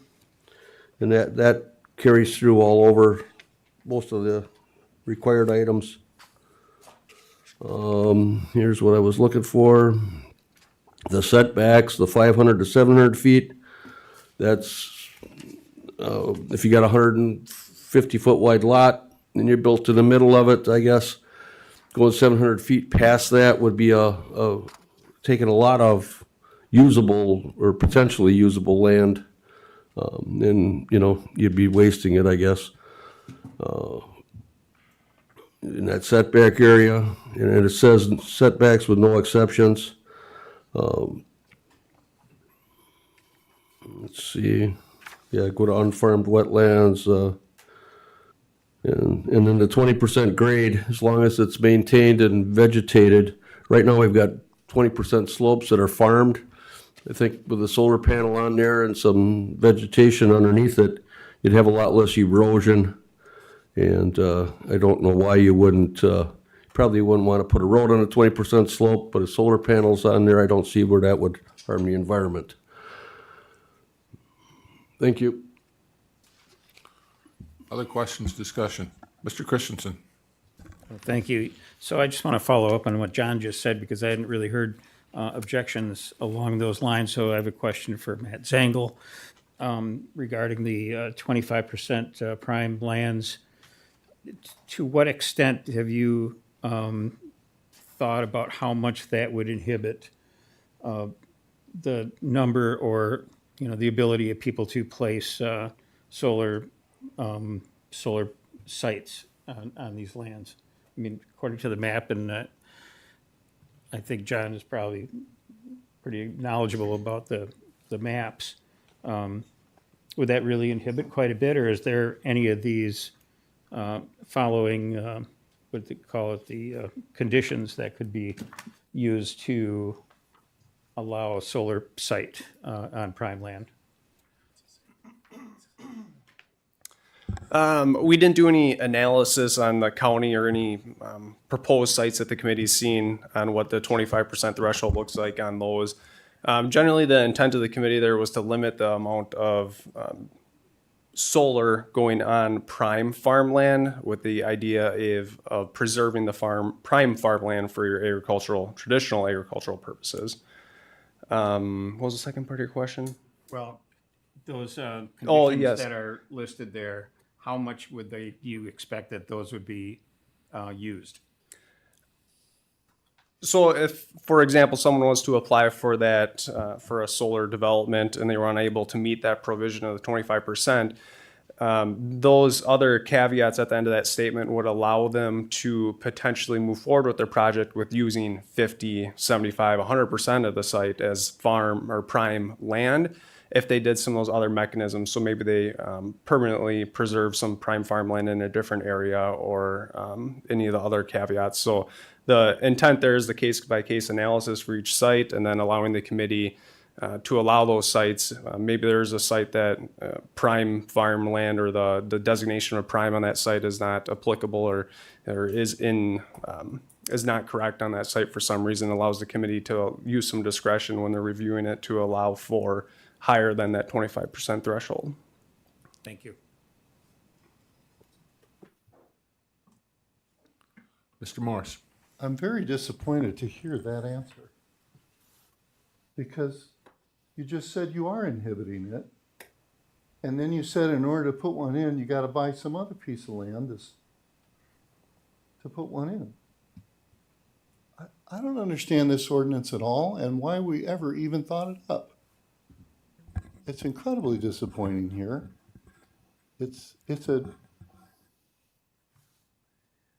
I'm all for preserving farmland. Okay, that is not my problem. I would love that. I watched, again, lots of farmland in California go to non-farmland.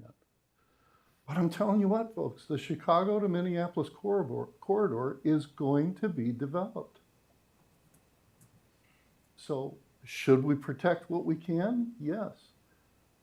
But we're going to go forward with this because the technology is getting better and better every year. And we're going to figure out how to do this.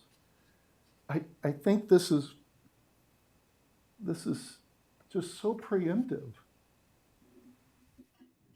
If we had 20 companies banging down our door, I can see where we might want to have a ordinance, but I don't think we have 20 companies banging down our door.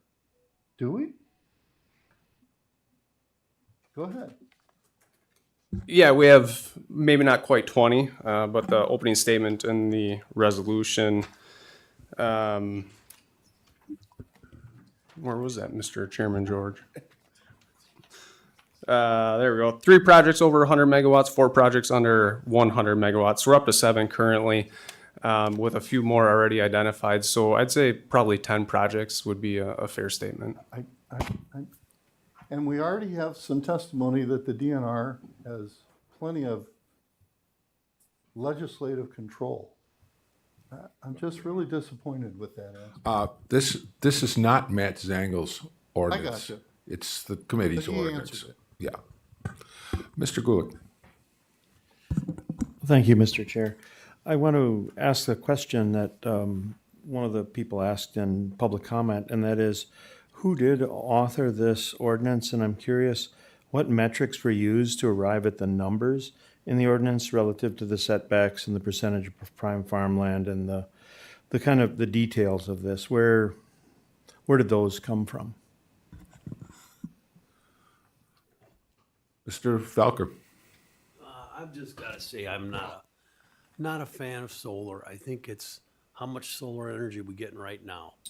The things run 8 hours a day. Some days they don't get anything. And we're putting in, we keep thinking we got to have more. When is it going to get to the point when Jefferson County says, hey, I think we got enough of these ugly things on our landscape? I just, I know I got a different idea, but that's my idea.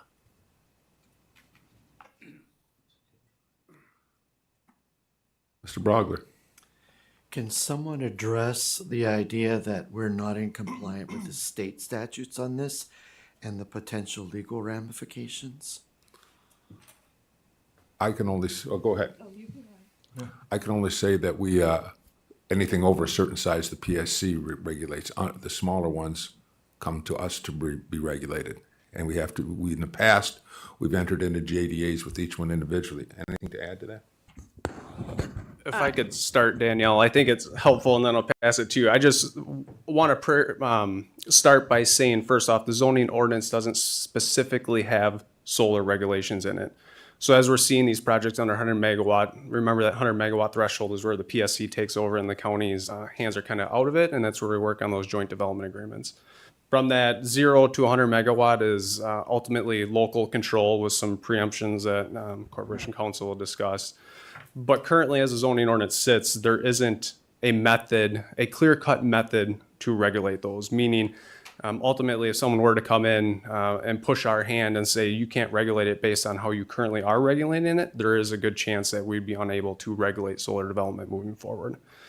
This ordinance, drafted by the staff in the zoning committee and corporation council from a wide variety of different resources we found throughout the state, including various other counties that have enacted ordinances and other Renew Wisconsin, any resource we could find ultimately. And then that came to where we are today. But this gives us at least a starting path in our regulations and having a more formal ordinance and specific regulations on what we can regulate for solar moving forward. So what the current state law requires of us is that we have to do a case-by-case analysis when we're enacting regulations as it relates to solar. And that any conditions that we impose have to satisfy one of the following. So one of the following. They have to either serve to preserve or protect the public health or safety, not significantly increase the cost of the system or significantly decrease its efficiency, or allow for an alternative system of comparable cost and efficiency. So throughout the ordinance, we intended to provide a framework, but throughout it, it indicates that as each application comes in, there'll be a case-by-case analysis to determine based on those specific facts, does this regulation should we strictly enforce this regulation? Should there be some alternative or less restrictive mean as it relates to that particular application? Mr. Christensen. Thank you. I've had some more thoughts now. So I do think that one of the considerations is that regarding prime farmland is that essentially this kind of development is banking farmland because later this will be removed after 1 or 2, whether the contract is renewed or not, but it'd be 25 to 50 years or so. At some point, this will all be taken out according to the agreements, and the farmland would be available for farming again. So I think it's not necessarily destructive of farmland. It's only offsetting the actual farming that might occur on the prime farmlands for the period of time. So that's a consideration. The other thing that I'm thinking about is these ordinances can be changed in the future, and if it does turn out that this structure of this ordinance inhibits people to the point where they are concerned about not getting what they want in terms of their solar development on their smaller than utility scale sites, then they could come back to the board, to the committee, and seek a change in the ordinance, and that would improve it. I think that is possible, unless I'm wrong. But that's my comment. Thank you. Mr. Morris.